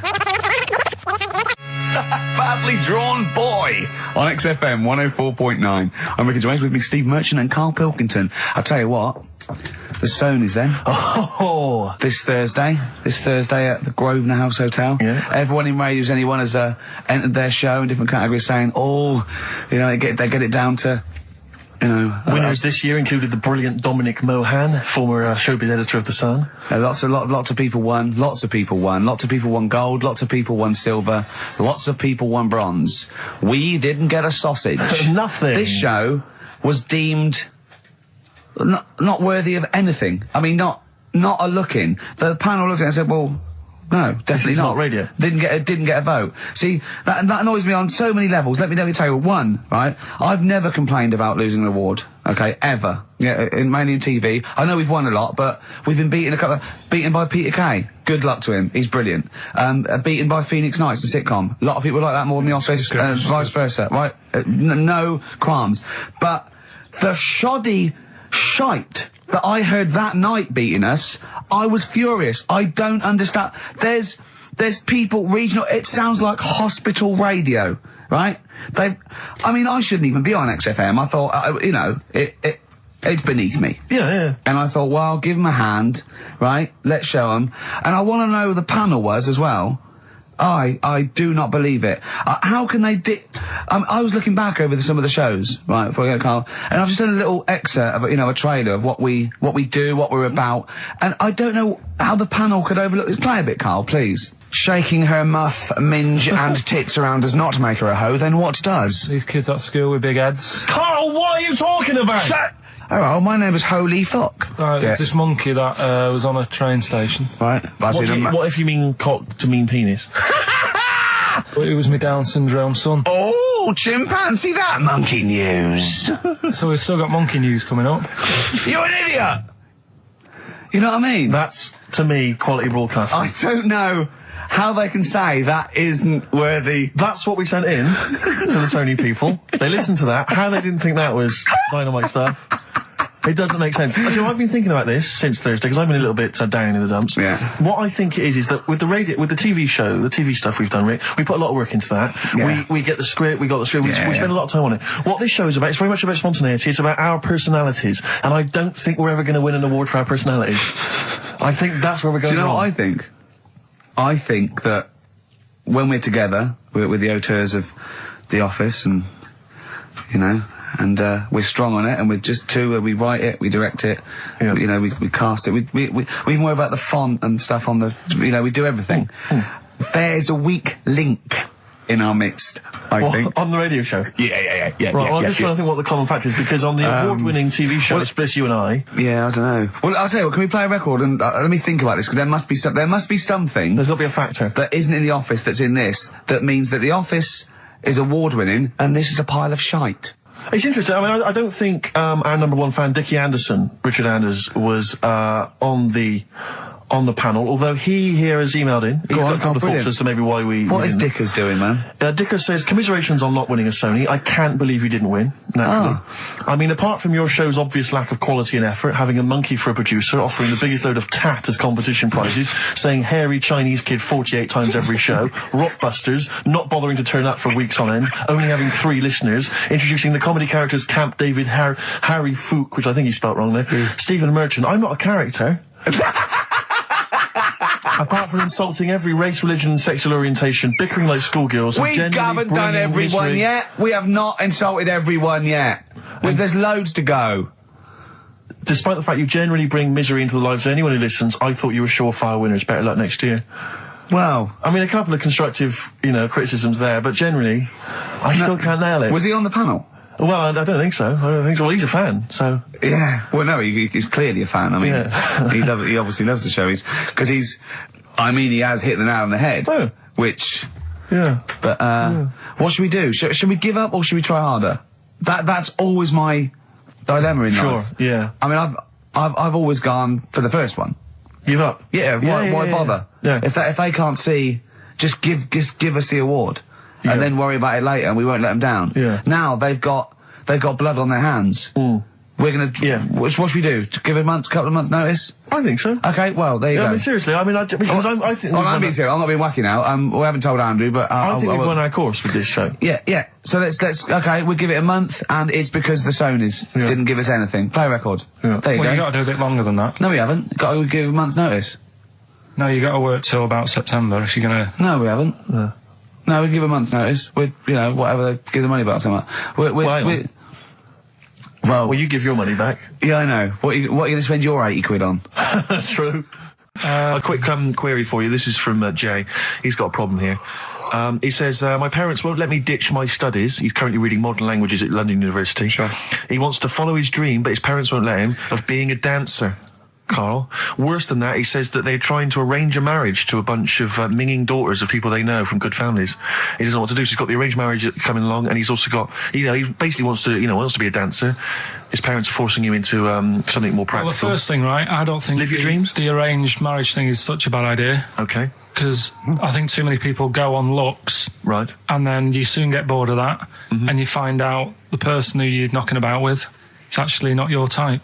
Right. Why don't you arrange marriages for people? Well, I'm just saying, right, so I'd say, Jay, go along with that. I wouldn't worry about it. Okay. I mean, if they're really ugly, then, don't go along with it. But if they're half bad, put up with it. That's all right. The dancing. Brilliant. Right? That's that solved. Brilliant. I wanted to be a dancer. After I did the boxing, right, I joined a dancing thing just near Man United's ground, right, called Twiggy's. Went along, I wanted to learn some moves. How old were you? Well, it was when Michael Jackson was like pretty big, so about 83, 84, 85, something like that, around there. Wanted to do it. When I went, it was shut and it had become like a warehouse for toilet rolls. So in a way, I wonder what would have happened. Sorry. How is that an anecdote about you going through dancing? You've told me before you did boxing for a while, you did dancing for a while. You had the true fight in the boxing. You didn't even get in the. That's not an. Imagine if that was a film. This is a boy's dreams of becoming a dancer. Oh, it's shut. Next on. I mean, how is that a story? Yeah, if that was Billy Elliot, do you think he'd have won quite as many awards? Yeah, brilliant. Footloose, all right? Yeah. I'm fed up they banned it. Let's go on Eyes Shut. Flash dance. First, there was... it's a warehouse. Never mind. I'm just saying, you'll find something else. I think I got a go-kart after that. I bought a motorised go-kart and kept myself busy with that. So... There's always other just things. Think, Alan Bennett has to sit down and really sweat over his stories. Yeah. He just opens his mouth. You are a living Alan Bennett character. So that's solved. Well, Jay, don't worry about that. There's no emotional problems I can foresee if you follow that advice. So the advice there is do an arranged marriage if she's not ugly. minging, if she's not completely minging. Yeah. And don't worry about dancing. Get a go-kart. Cheers. Great. Something else we're giving away. The Shining. It's just more throwing away, isn't it? Once again, is it on video? Once again, it's on VHS. Just because you buy it out of your own money, Carl, stop being so mean. And I want to watch it tonight because it's one of those films that... So you're going to watch this video and then you're going to send it to someone as a prize? Yeah, it's one of them films that... Sorry, what, you just said yes to that without blinking? Oh, yeah. You don't think, Les Dennis doesn't have a quick go in the car on Family Fortune before he gives it away? It costs Jim Bowen $5.99. has a go at those his and her towel racks. It costs $5.99, Carl. Okay, this is Carl in the classic The Shining. And what's the question? Well, we might ask that afterwards. Okay, then. Fine. Still trying to write the book then? Yeah? Yes. Good. Funny, someone told me the other day, weird thing about a typewriter, the top row of letters, the longest word you can write is typewriter. I'll just show you. That's weird, isn't it? It's just the typewriter being... You're not in the mood, are you? You're in one of those grouchy moods again, like you get into when you're writing. I'm not being grouchy. I just want to finish my work. Yeah, just being a bit funny, a bit offhand and that. Let me explain something to you. Go on. Whenever you come in here and interrupt me, you're breaking my concentration. You're distracting me. And it will then take me time to get back to where I was. Understand? Yeah, but I just was coming in to try and cheer you up, if you... I mean, I'm full of ideas as well, if you're having a problem coming up with stuff, got loads of ideas you could write about. The other day I read about this airy Chinese kid. What do you want me to do about it? No, it's just that it could make a good book, Do you know what I mean? Sort of following round. That's swell. Well, I'd buy it, you know. But if you don't want to know, we'll have to. Don't bother doing it. But do you know what I mean? It's just airy Chinese kid. It's weird because they're not normally that airy over there. Yeah, this kid caked in it. But if you don't care, I wouldn't touch one hair on his goddamn little head.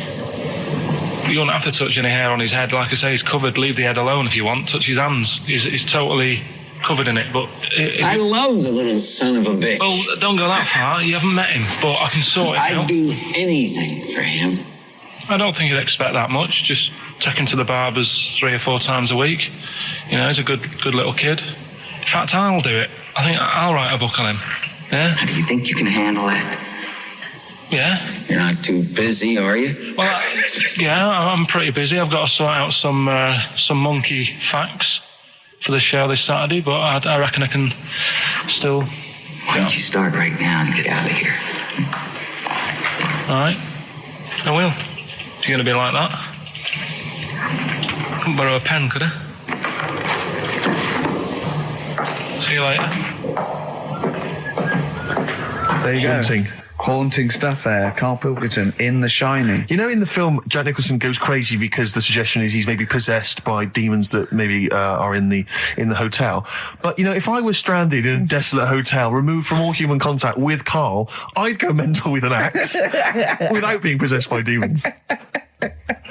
That's more chilling to me, trying to get some work done and you keep wandering in. I'm trying to get Karl to spend a couple of days in the caravan with me, just for the head of it. And he won't. I've offered him money, won't I? I think it'd be a great laugh, wouldn't it, Karl? Oh, yeah, great. That would be terrifying. No, I want to film it. I just want to film it. Like a little video diary. There's Karl there, he's just waking up. Well, if I was stranded in that would be like being... I may as well be with Freddy Krueger and Jason Voorhees. That's more scary. The thing is, Ricky doesn't mess you about as much as he messes me about. No, you see, you've given him an inch. You've given him an inch and he's taken a yard. 12:30 you got in today. In 30 minutes between 12:30 and 1. The old bin lid on the head. He wanted to do that again. Yep. Squeezing my head, think he had a go at. And karate chop on the back of the neck. Yeah. All in 30 minutes. Yeah. Who else can say that? That was Bowie and Waterloo Sunset. Love that. Love the original. Love Bowie. Bowie was my gig of the year. These are my singles of the year. These are our clips of the year. I'm Ricky Gervais with me, Stephen Merchant. We're just picking some lovely little bits and pieces. Do you remember when we talked about this? Look at Karl. I love that look at Karl. Karl is looking back and forth. You know when you sort of you go to a cat and it looks back and forth between two people? That's very much like Karl's looking at us now. Or when like a child sees a midget or something in the street. They're just transfixed, aren't they? And the parents go, don't stare. When we were pushing Ash, as our producer's in a wheelchair, and we were pushing him through the VC. Midget, we should make that. No, he's not a little midget. He's not tall. But we were pushing him through the VC, and this little kid just came up and just stood in front of him and looked at him. Yeah. I just laughed. It was funny. Do you do that? I imagine you get caught staring at things. Do you go up to people? Do you go up to people with problems and go, "Mummy, is that a monster?" Well, I was telling you one about when I used to go with my dad in the taxi. Oh, yeah. Tell us this story. Well, your father was a taxi driver? My dad he had loads of jobs, which he did back then, and they don't do that anymore, do they, people? They don't have loads of stuff. Sure. But at one point, he had a black cab, and I used to go with him. Used to get a beer crate and put it in the front of the black cab and sort of sit just next to the meter. And anyway, we got this call, and like the guy on the end of the radio said, "Oh, you've got your son with you, haven't you?" So he said, "Yeah." So it's just like, we've got to pick up at number 11 Village Lane or whatever. And I said, all right. And it was this woman. It was like a woman version of the Elephant Man. Wow, the Elephant Woman. Yeah, it looked like... it was really strange because I was in the front of the cab, and when you're a kid, if something looks odd, you're a bit scared of it, aren't you? Yeah. And my dad was like, "Look, be all right." And we're driving towards her. Don't worry, son, I've got loads of buns. And just to I'll just throw one down the street if you run after it. You're being mean, right? I am a little bit, How old were you, 18? No, I was about 12 or something like that, 11, 12. And as we got closer to her, it looked like she was holding like a bag of spuds on her shoulder. For a snack. Right. And her head was all a bit mangled and messy and that. And my dad said, whatever you do, don't stare at her face. Yeah. And she got in the back. Because you turned into stone. Well, she got in the back, and I had like the mirror, the driver's mirror thing, and sort of having a look, trying to work out. And he said, don't stare at her face. I couldn't work out where her face was. It was that weird. Oh, God. So I'm not sure you're from Manchester. I think you're from like Narnia or something. Yeah, you got frog boys walking around. The Lord of the Rings. That got like the claws of a lobster and the head of a toad. Yeah. And you got women getting in with spuds for heads. I mean, what is this not place? the place you grew up? This is mad. Oh, you can't believe it in London, can you? You come down and go, look, symmetry. It must be amazing. It must be a thing to do with upbringing now, mustn't it? And because, again, do you know, I've said to you before, years ago, when I was a kid and didn't have any worries, good-looking lad, you go through it a bit, have a few more worries, and you look knackered. Now, back there's a lot more worries and stuff, so you get a lot more freaks. Whereas in London, everyone's like happy, aren't they? I love the fact that stress can cause your fingers to fuse and your heads to grow. No, but if she must have been really stressed to have a head. Yeah. What was she, an accountant or something? You know what I mean? But what did she do? What did she say? Where was she going, by the way? She couldn't speak. London Zoo, please. I think she was going to like a pet shop. Seriously, honest to God.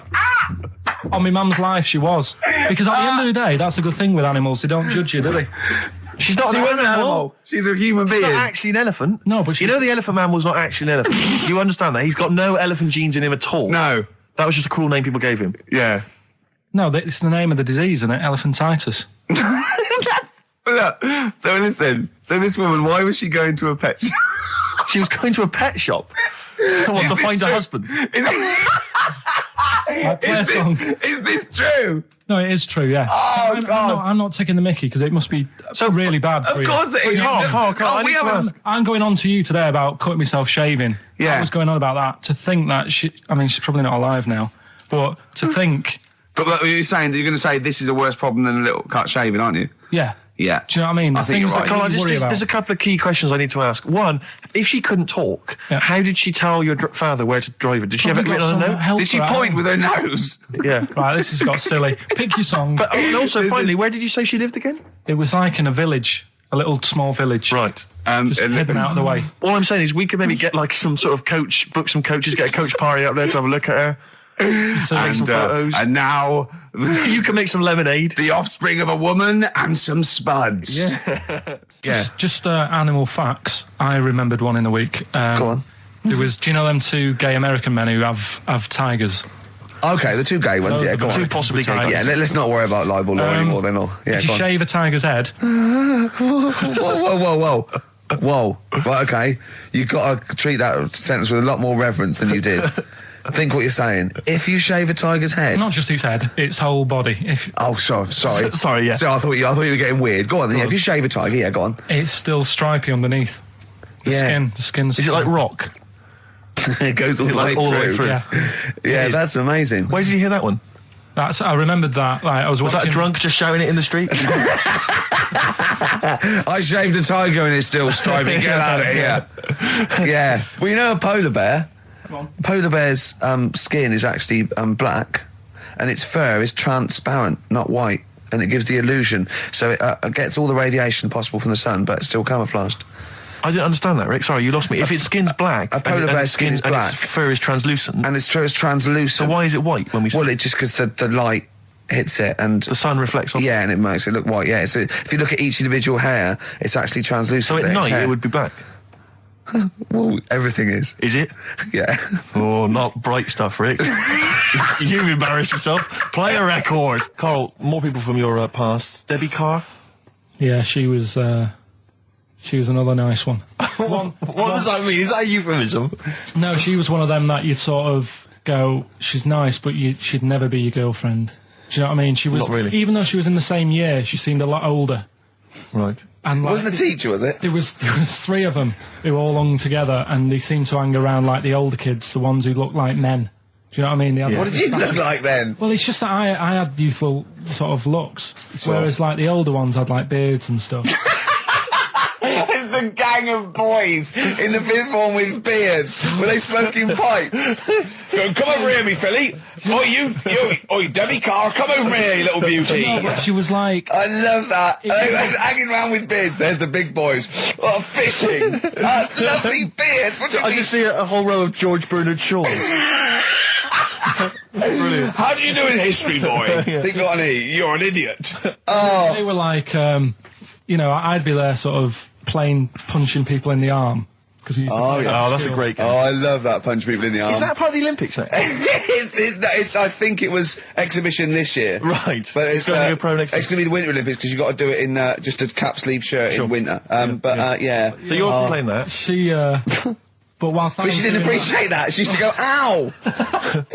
No, I always think whilst I was doing that, they were like the Charlie's Angels and they'd be sorting out a mission somewhere. Because they were really like, there was something about them that you thought, you know, they're special. They were private detectives. What do they work for a man they never see? Okay, well, here's a name I'm interested in because, well, let me just tell you the name first. Adam Clifton.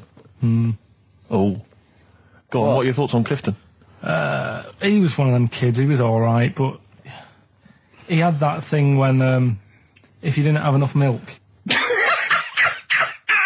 he had like, wrinkly hands and white bits in his nails. Oh! Because you didn't have enough milk? Yeah. So therefore, you didn't like him because you didn't get enough milk? This is not to be confused with the two people with the big heads and the webbed feet, is it? Webbed hands. Well, this was I know that they weren't related. They must have been somewhere along the evolutionary sort of trail. Do you know what I mean? They must have come from the same sort of stock. But you wouldn't have liked him. It's just one of them people. He was all right, but Ash, and sometimes lovely song. Got to apologise to our producer there because he was worried about it. There was nothing wrong with it. It's just like saying you like watching birds in the garden. It's just that I think you're better than that. I know, it's cheap, isn't it, to say, like, I like tits. Yeah, I like cocks. So, we're a bit more literary now.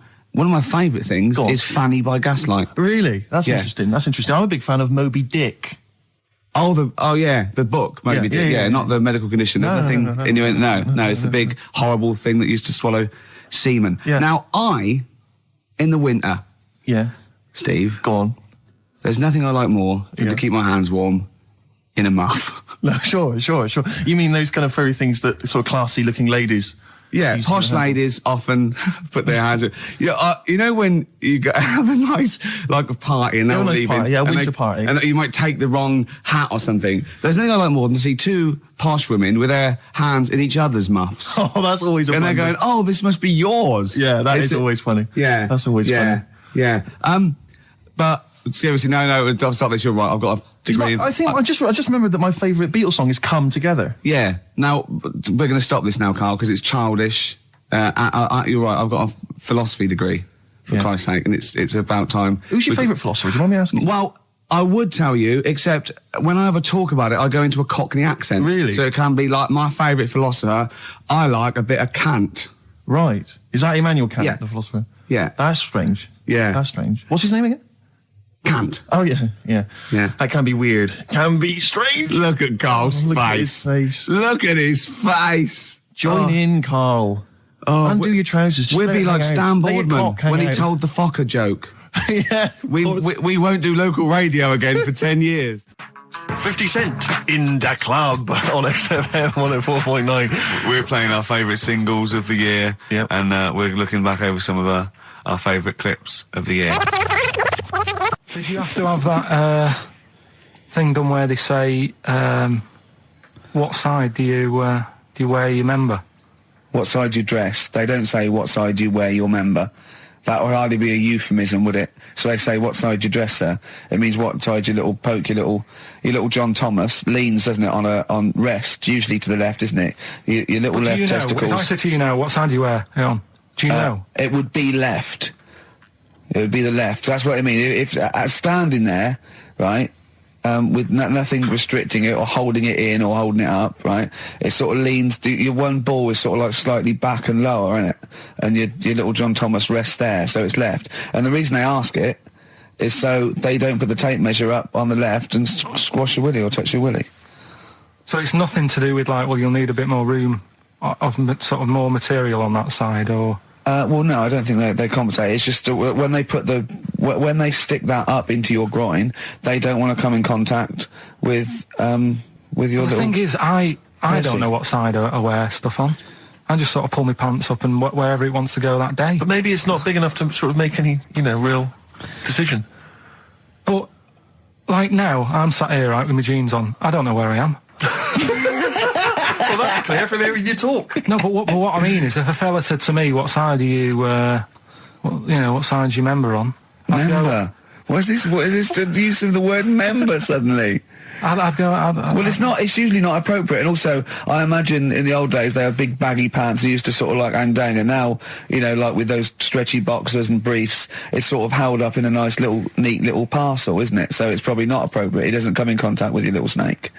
So, did you ever? What, have you ever heard that? Are you telling me a tailor has asked you that and you went, "What do you mean, mate?" No, I've never. I've not really had one made to measure. I had one made when I was a kid, but since then I've sort of bought a suit off the hook. But when you were saying about buying a suit, I know that question sort of crops up, and I don't know what the answer is. It just annoys me the way I don't know. There's no surprises anymore. Do you know what I mean? People know. What do you mean? He's going to go, right, I'm going to measure you now. Which side shall I measure? Go, well, pot luck, go on, have a look. Right, there you go. Oh, you got it. You checked me out. What do you mean there's no surprises anymore? What are you talking about? Everything you say is a surprise. Everything you say. Every opinion you have is a surprise to me. What I mean is, why aren't people just happy just to go, well, depends, doesn't it? I'll just pull the pants up wherever it wants to go. I'm happy. What do you mean? Why is this such a big issue? But Carl, when they ask you this question, they're not making a note of it somewhere. It's not statistical research to find out what the kind of common leaning is. It's a question so he doesn't touch it when he's using his tape measure. Just be careful. But he is being careful by asking the question. But what's wrong with him touching it anyway? If he's, I mean, it's only a slight... Fair enough. But if he just sort of, knocks it a little bit, you can just go... Do that again? To me, it's the same as the prostate thing. It's just happening all over again. But the doctor doesn't go, what side's your arse on, sir? Trying to avoid the arse. He wants to go, he knows where your arse is and he's aiming for it and he wants to get it up there. He's aiming for it for a good cause. This little fella's going, well, I've got to measure his leg. I don't want to touch the knob. I'll just ask him, sir, do you mind telling me where your cock is so I can avoid it? It's a big difference. But like I'm saying to you, I'd have to have a look first to let him know. I don't know where it is now. I don't know. It could be the left, could be the right. Are you telling me you don't know where your knob is without now? looking? Well, what do you mean without looking? How could... Well, you're saying it as if like... Should we have a guess? Well, have a look and tell us where it is. What are you wearing? What sort of pants are you wearing? I've got my jeans on. But you got pants on underneath them? Yeah. What are they? Briefs or boxer shorts? Boxer shorts. Boxer shorts. Well, it's probably free, but the jeans are probably strict in it. I think it's probably either in the middle, dressed in, or just slightly to the left. Have a look. We'll tell the listeners after the break where's Carl's knob. It's a good competition. Oh, brilliant! We've got to send this to the Sony Awards people. Well, big question. Where was Carl's knob? That's what people have been hanging on for. Yeah. Where was it? Well, I can't believe people have been texting in. Hey, what, guessing where it is? People saying, is it in the middle? Is it in the left? It cost them 10p. It cost them 10p to find out. Just wait, I'm going to get out the answer. You don't win anything, right? Like, strike it lucky. Right?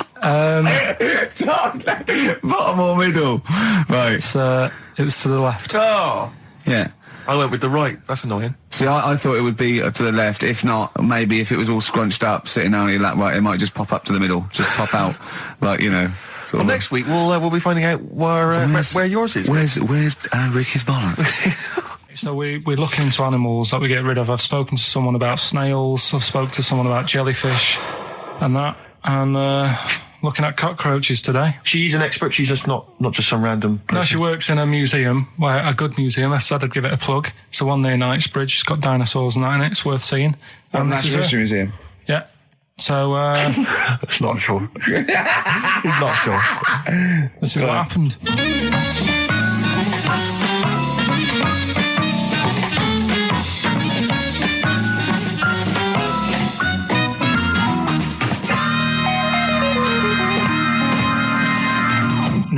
I'll do, I'll tell you as much as I know, and then you can fill me in if I'm right or wrong. And then at the end of it, we'll get to the bottom of whether we need them or not. Okay. All right. So first of all, the first thing that I found out is that they have 18 knees. That's not exactly possible. They're insects, so they have 6 legs. Yeah. And a knee is usually the junction between femur and tibia. That's sort of classic human knee, and every other animal knee. So with 6 legs, you can only have 6 knees. Could somebody sort of got mistaken for seeing one that was a bit double jointed? I think you're grasping at straws or something. All right. Well, we might have to come back to that one then. Okay. They can hold the breath for 40 minutes. Well, they don't do that because they don't breathe in the same way as us. They breathe through little spiracles, holes down the side of the body. So, no, they're not a very apt simile because the method of breathing is so different. What do you mean? Because insects have a totally different system. They don't have lungs in the way that we do, and just breathing through one part of the body. They're actually breathing through every segment of the body all of the time. So even though they've got their mouth shut, they might be able to slide. Their mouth has nothing to do with breathing. So only just feeding. So you see, maybe that's where someone's gone wrong. Someone's got hold of one and sort of taped its mouth up or something and got bored after 40 minutes and said, well, we'll call it right. It's a unkind thing to do to an insect, even to a cockroach. Yeah, but it's all... Can't do that. Yeah, but... No. Pretty unkind thing to do to anything, even a cockroach. Something else I found out. Yeah. They can live for a week without an head. Well, that's true if they don't bleed to death in the process. But the weird thing is, when I told you that they had 18 knees, you seemed a bit sort of like, don't talk ridiculous. But then we're talking about an animal that can live without an head. So there's a little bit of truth in that one, yeah? Yes. Why, when it was invented, has it got that facility? Say if someone said to humans, we could do that with humans, and, you know, if you lose your head in some accident, it gives you a bit of time to sort of go back to your family and maybe write them a note. You won't be able to have a chat, but write them a note saying it was my own fault and it was nice knowing you. Well, that would be a useful facility, I agree. But cockroaches are great survivors. I mean, they've been around for over 300 million years. They're one of the most primitive insects. All right. Well, I've also... is it true that they do a lot of resting? Apparently they can sort of rest for 75% of the time. Rest? Yeah, they just sit about doing nothing. It's probably true of a vast proportion of the world's fauna. I mean, maybe the 25% that they are working, they're really giving it some, so it might make up. They're probably searching out food and, they can slow down considerably. You can chill insects in the fridge and they'll become very, very quiet. You might think they're dead. Yeah, but I'm sure, you know, if we were sat in a fridge, you know, we'd go a bit quiet, wouldn't we, you know? Well, you might not know much about it, of course. Yeah, but... You're not quite reading the right sources. Well, I've been using the internet. I'm sure there are many useful sources that you could find there, but some of those seem to have been a little misleading to you. So you don't agree with a lot of what I've told you there? No. So cockroaches, can we get rid of them? No. So we're keeping them then? I would say so, yeah.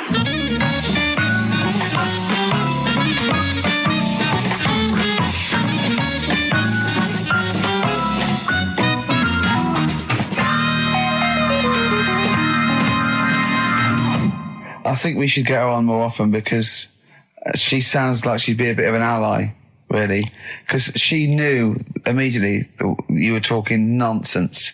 She even said, I think you should be more concerned about your sources, which I've been trying to tell you for a year, right? The fact, I mean, 18 knees, where did you get that from? It was on the internet. They can hold their breath for 40 minutes. I mean, I don't know what you read and take on. Mad world, don't it?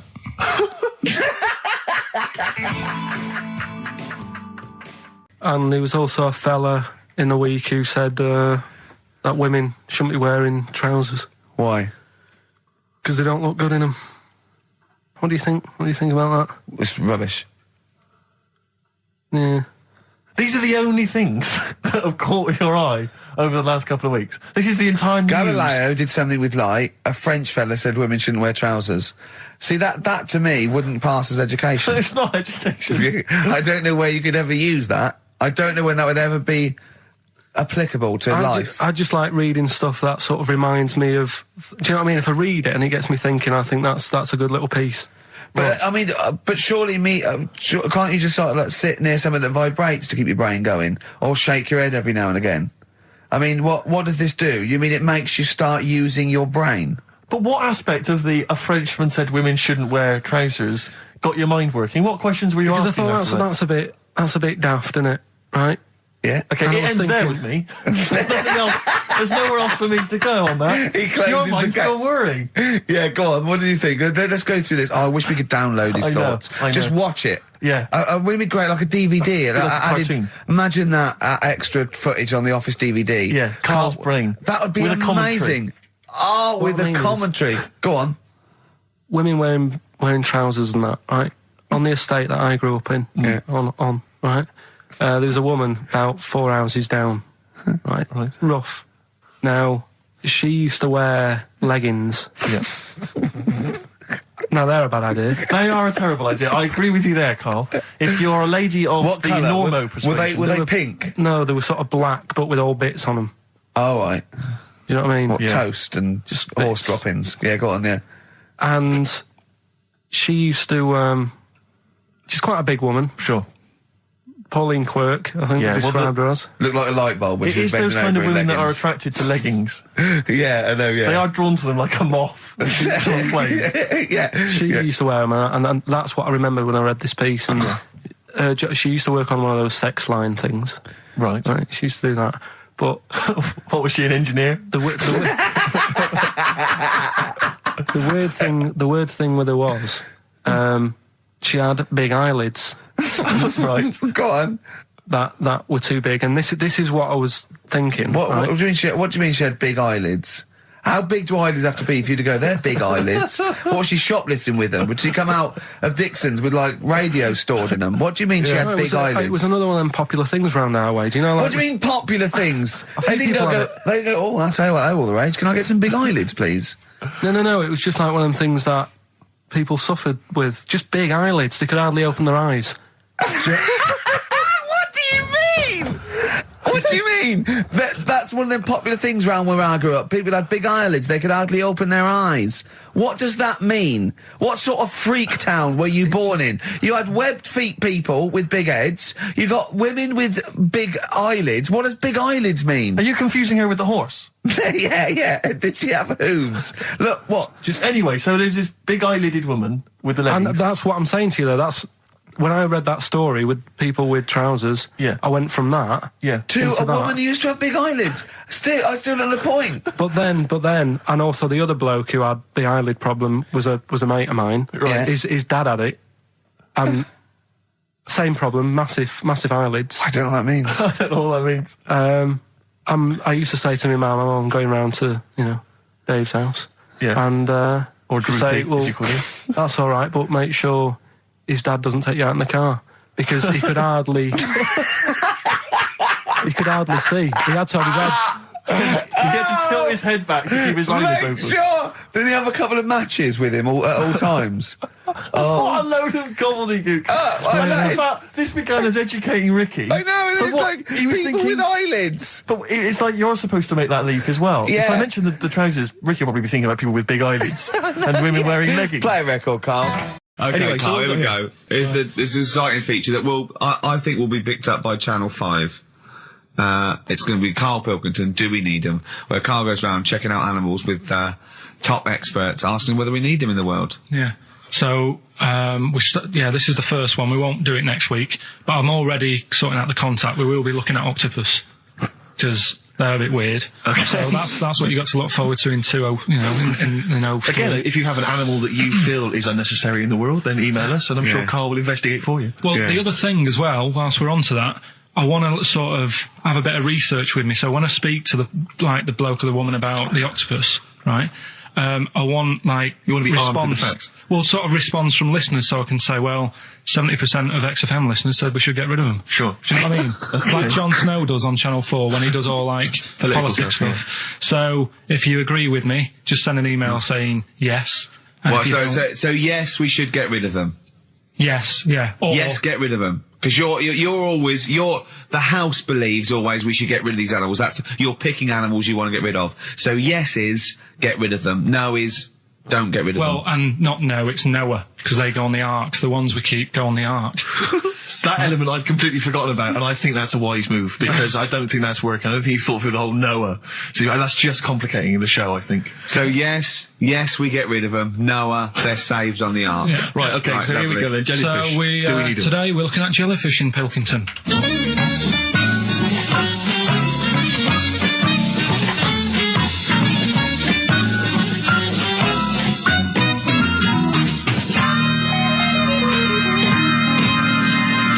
Right, I'm talking to Vicky, who works in an aquarium in Anglesey, isn't it? Yes, it is, yes. Right, brilliant. Today we want to find out if we really need jellyfish. I've got a bit of a problem with them anyway, because I've been stung by one, and I've done a little bit of research into them. So I'll tell you what I know about them. Okay. You might learn some stuff from me. Oh, you never know. And if I'm talking nonsense, just tell me. Absolutely. Yeah. Right. So first of all, they don't have eyes, do they? No, they don't. Right. So I'm right with that. No lungs. No lungs. They haven't got a heart. No hearts, heartless. And they're made up of like 97% water. Yes, they are. So they're pretty useless, really. Well, they have got a nervous system. They're actually about 650 million years old. So they've evolved and they've outlived the dinosaurs, and they're even older than the sharks. And they can even outfox us, because NASA scientists have worked with them to try and work out how they operate in weightlessness, and they still don't know how they do that. Took them into space actually to figure out how they did that. Seems like a bit of a waste of money, but do you know Port Maddock? I used to go there a lot for my holidays, and there used to be a load of them washed up on the beach. People on motorbikes used to go over them and stuff. Yeah. Well, we get the moon jellyfish. That's the ones with they've got pink bits in the middle. Yeah, that's their reproductive bodies. I think that was them. I think they're the ones that went over on the bike because you could see pink bits. What do they do? If the jellyfish went, would we have a problem on our hands, do you think? Okay. You might have a bit of a knock-on effect, because things like turtles eat jellyfish. Yeah, but do we need turtles? Well, don't forget that when you take out something from the marine system, something normally feeds on. I mean, they're not just there for the fun of it. Something either feeds on it or feeds on what they excrete.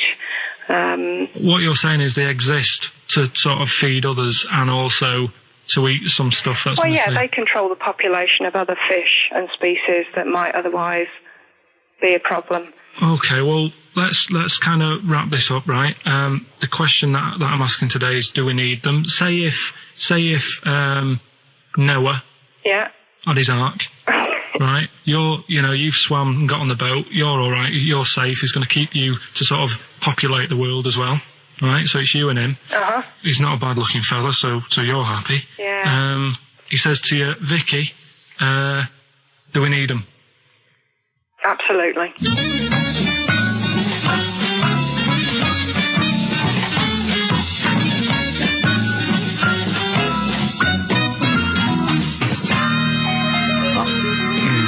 I don't even know why she even gave you that interview. When you start off with, trying to find out if I need you, but what did you tell her to get her to talk to you?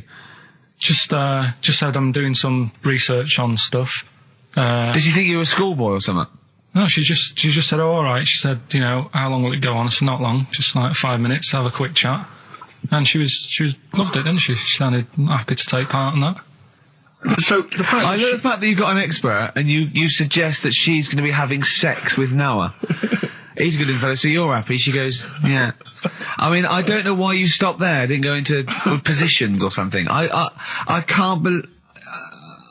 The problem is, really, I didn't get to the bottom of what I wanted to say because... Oh, no, you did. That's it. That's done now. That's a pretty good academic work. That's proved, yeah. No, but the turtle thing, you know, when she said, if you get rid of them, the turtles, you know, won't have anything to eat. But when she said that, I mean, I couldn't say it because it would have took her off and confused her. But... Well, she's a scientist. She's easily confused. Well, say, like, when Suzanne is working, right, I'm not a very good cook, so I always get, like, an Indian in. What? To do the cooking for you? So, right, I'll have an Indian. Right, now, say if, for some reason, it closed, I'd get a Chinese. So why don't the turtle just... There's loads of stuff in the sea. But I didn't want to get too heavy on her, but... It's pretty deep.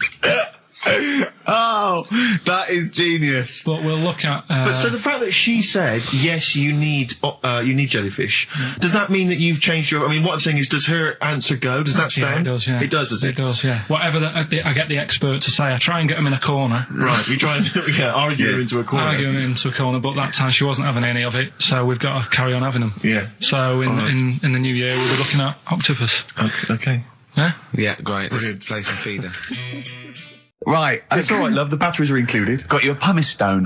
Right, now, do we need them? Do we need them?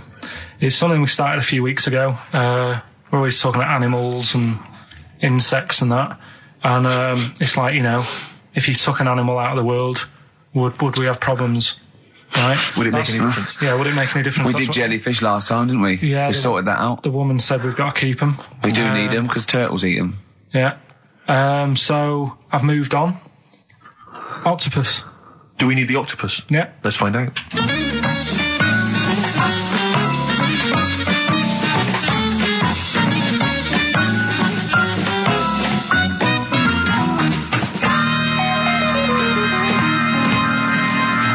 I'm working through a load of animals, right, that I'm finding out whether we need them or not, right?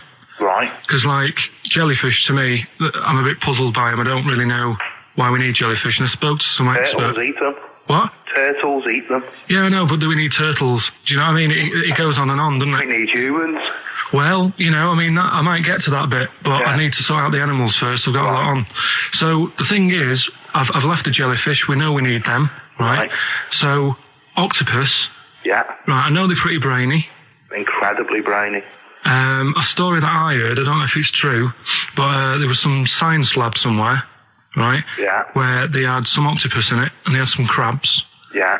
And at night, the octopus was like getting a bit bored on its own in the dark and that, and they sort of come alive in the dark, don't they? Yeah. They like the dark. Yeah.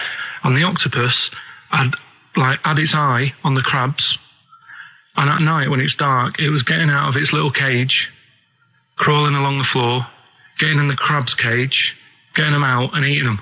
I don't doubt it. We put jam jars with the lids on with crabs in, and they'll open the jam jar and... You're joking? Yeah. Even I sometimes struggle with them. Yeah, we don't do it... you don't do it really, really tight, but... All right, so they're not that clever then? Well, they would, if they were strong enough, they'd open it, but they're just not that strong. Oh, that's mad. Right, I also know that if they get hungry, they eat their own legs. Yeah. Yeah? Yeah. They're deaf. Well, I don't know. I don't really know. Yeah, I mean, they don't live very long. They can squash themselves into small jugs. Oh, yeah, they can go in a demi-john through the narrow neck and that. Why do they need to do that? Because they're the sort of crevices and holes that they're hunting for crabs and things through. So, would they be better if they were smaller? Do you know what I mean? I don't know. I really don't know. Yeah. But octopus then, if Noah said to you, you know, we're having a clear out. Yeah. We've got too many animals to look after and that in the sea, taking up too much room. Right. Do we need them? I think there's other less useful things in the sea than octopus. Limpets, they could go. Limpets? Yeah, they just sit on a rock and do nothing for 50 years. But they're not getting in the way then. How big are they? Oh, not very big. Yeah, you see, I might come round to them, but I never think, oh, you know, I'm sick of seeing these limpets. Whereas octopus, you know, crawling about, opening jam jars and that. You'd never see them though, they're really rare. Wow. We get 2 or 3 caught a year, it's quite amazing. Do we need them? Yeah. Yeah? Yeah. We'll just have to keep him then.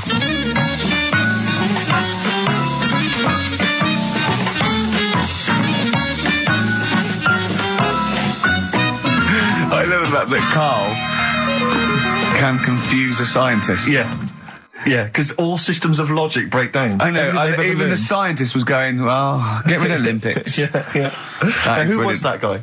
I think his name was Chris. And where was he from? In a place called Megavissi, where I went one year. Megavissi. And he's a scientist, is he? I think he's got a fish shop or something like that. He's got a fish shop? No, he doesn't. Well, like an aquarium type place. Oh, right. So a fish shop. It wouldn't fish and chip shop. It wouldn't be past him that he a Winkle store. He's got a Winkle store at Poole Harbour. Yeah, that's an expert. Oh dear. But, what have you learnt from that then? Well, that we don't know whether they're deaf or not because the bloke in the chip shop couldn't confirm it. They eat their own legs. Think of that. That's a bit weird. Yeah. They eat their own legs? Eat their own legs if they get hungry. Right. And they grow back, don't they? I think so, yeah. If you eat one, they'll grow back. Yeah. And you can put them in little jars and that. If you wanted to. Yeah. It's just a bit weird, isn't it? It's like no, but do you know, like, people have a go about being cruel to animals and that. But what he was saying there is, right, what they've watched an octopus do. They've got hold of a crab, right? So that'll be being stressed out because it's out of the water. Yeah. They've then stressed it out even more by putting it in a jar. Right. Which he didn't like. And then an octopus is crawling about on the jar. Yeah. And the crab knows that the octopus wants to eat it, right? Yeah. So then it's having more frets. Yeah. Because of that. And then they let the octopus eat it. Yeah. I think that's pretty... Do we need crabs? See them next week, yeah? Well, I want to sort out snails first. Right. Right. What's your pitch for snails? What do you know about snails? I know that bats eat them. They can sleep for 13 years. Right. Can you believe that? Okay. He said to me, snails can sleep for 13 years. And I went, right. He went, thing is though, if it was a scientist and he was looking at it and he put it in a quiet place, it might well doze off. He said it wouldn't be the same if it lived on the streets. And then we went on to a whole thing about homeless. He wants to do a game show with celebrities being homeless for a week. What do you think? What should we do next? It's too much. Do we need them out of the way? Do we need them out of the way? Yeah, just let's explain it again. If you're new, I'm sort of on a bit of a mission to find out. We've got a lot of animals and insects in the world and stuff. Yeah. Do we need them all? It still amuses me. So we've found out we've got to keep jellyfish. We've done octopus. Just said we've got to keep them. This week, snails. Do we need them?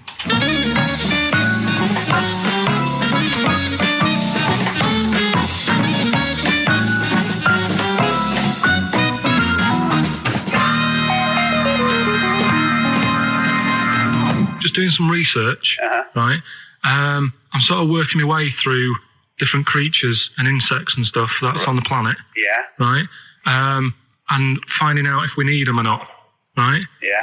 Do you know much about snails? Well, sea snails? Well, yeah. Snails in general. Don't know much about snails, land snails. I know a bit about sea snails, like whelks, top shells, that sort of thing. Would you say they're important? What sort of sense do you mean by important? Say if we had to sort of get rid of some animals and insects and that because we're running out of room. Right. Do you know what I mean? Because I'll tell you what I know about some snails. I don't know if this applies to sea snails as well. I mean, I called you today because a lot of other places are shut. Yeah. Right? So I know they like to eat stamps, apparently. The glue on stamps. They love it, right? Right. Apparently a lot of letters and stuff aren't getting to where they're meant to be getting because snails are crawling into letterboxes and eating the stamps. That obviously doesn't apply to the sea ones, but that's a problem they're causing. All right. Were you aware of that? No, I didn't know that. Bet you're glad you answered the phone today. Right? They love beer. Beer, yeah, who doesn't? And also, I don't know if this is right, but I heard that they sleep for 13 years, or can do. Right, I wouldn't know if they can sleep for 13 years or not, but... I mean, sea snails are pretty important. Yeah, They do quite a good job in the sea. They graze on algae and they provide food for other animals. I mean, you can say that about any fish, you know, or any animal. Why do they exist? Would you be upset if, you know, someone said we're getting rid of them? Oh yeah. You would be. They're an animal, you know. I wouldn't. Forget being like favouritism and all that I get for them, right? There'll be other things knocking around you can sort of spend your time looking after. You'll still have a job. Don't be worrying about that. Because I'm not going to get rid of all the fish. Jellyfish need looking after, so you're safe. Yeah. But do we need them? Come on, there's loads of people saying, come on, we've got to move on through the animals, and you're holding them up saying, well, I want to keep them. Well, who's saying we need to... That just sounds a bit crazy to me. Just imagine. Do you know what I mean? And they would come to you because you work in an aquarium, so they'd be asking for your advice. Right. And you're slowing it down. Well, they asked for my advice and I'm giving it to them, so, you know, that's what I think anyway. Yeah, but snails, you know, I mean, like I say, they drink beer and that, you know. What did they do apart from some food for a whelk? They were around, their descendants were around a lot longer than we have been. Yeah, they've been around a long time, but what have they done? Well, they've survived that long, so they must be doing something pretty good. Well, apparently they sleep for 13 years, so really, even though they've been around for ages... I think that sounds a bit... But I don't think they sleep for 13 years. Not all of them, just the tired ones. So, snails, do we need them? Well, yeah, I just think they've got to, just as, you know, it's not for us to say, do we need them or not, we can't. So you think we should keep them? Yeah, definitely.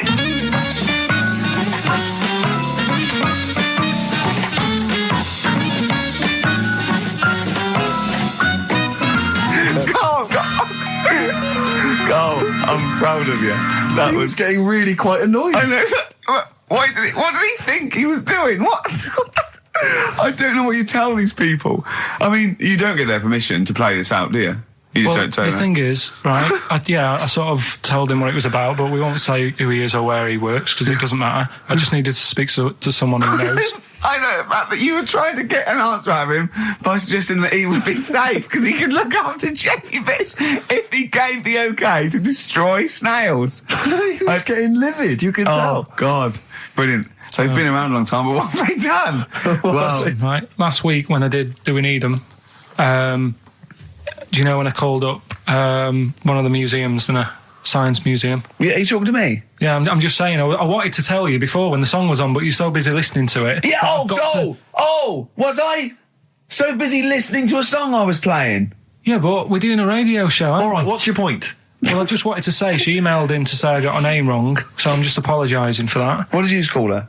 I think I called her Jessica. What was her name? I don't know, I've got it on email somewhere. What? This is not an apology! No, I'm You've just got saying... it wrong again! You've not even said her real name! How is that an apology? Well, I remember, I read the email, so, yeah... But who are you apologising to? I think her name's Jackie, I think. Oh, you've got it wrong again, haven't you? Well, anyway, and she just said if you want to see dinosaurs and that, go to the museum. You were complaining about that as well, weren't you? You went to a museum and there was too many dinosaurs. He said you just need 4. No, well, Steve, have you been to the one in Knightsbridge? I think this so. one that I called up, right? It's nice. You go in, you get a good collection of stuff. You walk in, there's 3 or 4 dinosaurs. You've had enough, right? I went into New York, right? Went to the museum there, hundreds of them. You can't move for dinosaurs. Yeah. It's almost like they're responsible for them being extinct. There's loads of them. So all I'm saying is, if you want to see a dinosaur, go to the one near Knightsbridge. They've got a nice selection, some old vases and stuff. It's worth going. So that was great, Carl. Play a record. What have we got now? Right, so we're looking into animals that we get rid of. I've spoken to someone about snails. I've spoken to someone about jellyfish and that. And looking at cockroaches today. She's an expert. She's just not just some random person. No, she works in a museum, a good museum. I said I'd give it a plug. It's the one near Knightsbridge. It's got dinosaurs and that in it. It's worth seeing. Natural History Museum? Yeah. So, It's not sure. He's not sure. This is what happened.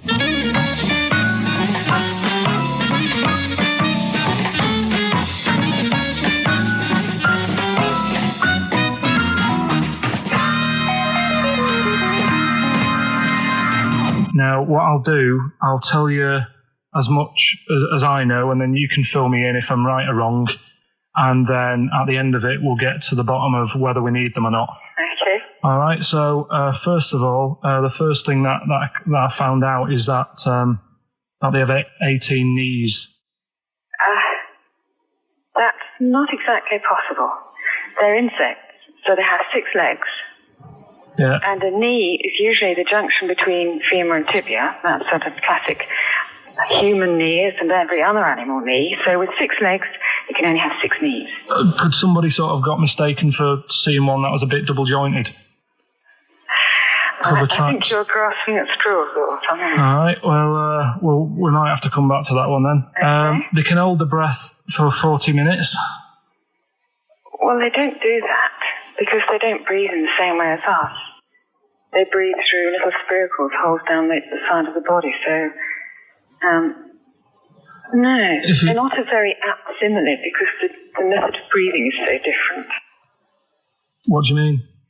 Because insects have a totally different system. They don't have lungs in the way that we do, just breathing through one part of the body. They're actually breathing through every segment of the body all of the time. So even though they've got their mouth shut, they might be able to slide. Nothing to do with breathing. So only just feeding. So you see, maybe that's where someone's gone wrong. Someone's got hold of one and sort of taped its mouth up or something and got bored after 40 minutes and said, well, we'll call it right. It's a pretty unkind thing to do to an insect, even to a cockroach. Yeah, but it's all... You can't do that. Yeah, but... No. Pretty unkind thing to do anything, even a cockroach. Something else I found out. Yeah. They can live for a week without an head. Well, that's true if they don't bleed to death in the process. But the weird thing is, when I told you that they had 18 knees, you seemed a bit sort of like, don't talk ridiculous. But then we're talking about an animal that can live without an head. So there's a little bit of truth in that one, yeah? Yes. Why, when it was invented, has it got that facility? Say if someone said to humans, we could do that with humans, and, you know, if you lose your head in some accident, it gives you a bit of time to sort of go back to your family and maybe write them a note. You won't be able to have a chat, but write them a note saying, it was my own fault, and it was nice knowing you. Well, that would be a useful facility, I agree. But cockroaches are great survivors. I mean, they've been around for over 300 million years. They're one of the most primitive insects. All right. Well, I've also... is it true that they do a lot of resting? Apparently they can sort of rest for 75% of the time. Rest? Yeah, they just sit about doing nothing. It's probably true of a vast proportion of the world's fauna. Well, I mean, maybe the 25% that they are working, they're really giving it some, so it might make up. They're probably searching out food and, they can slow down considerably. You can chill insects in the fridge and they'll become very, very quiet. You might think they're dead. Yeah, but I'm sure, you know, if we were sat in a fridge, you know, we'd go a bit quiet, wouldn't we, you know? Well, you might not know much about it, of course. Yeah, but... You're not quite reading the right sources. Well, I've been using the internet. I'm sure there are many useful sources that you could find there, but some of those seem to have been a little misleading to you. So you don't agree with a lot of what I've told you there? No. So cockroaches, can we get rid of them? No. So we're keeping them then? I would say so, yeah.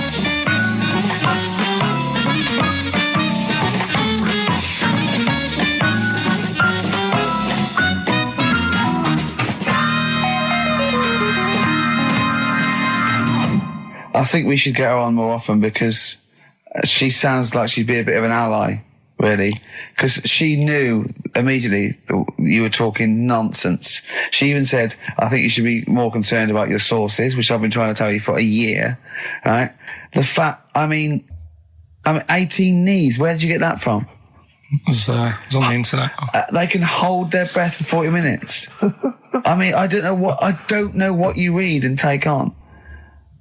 Mad world, don't it?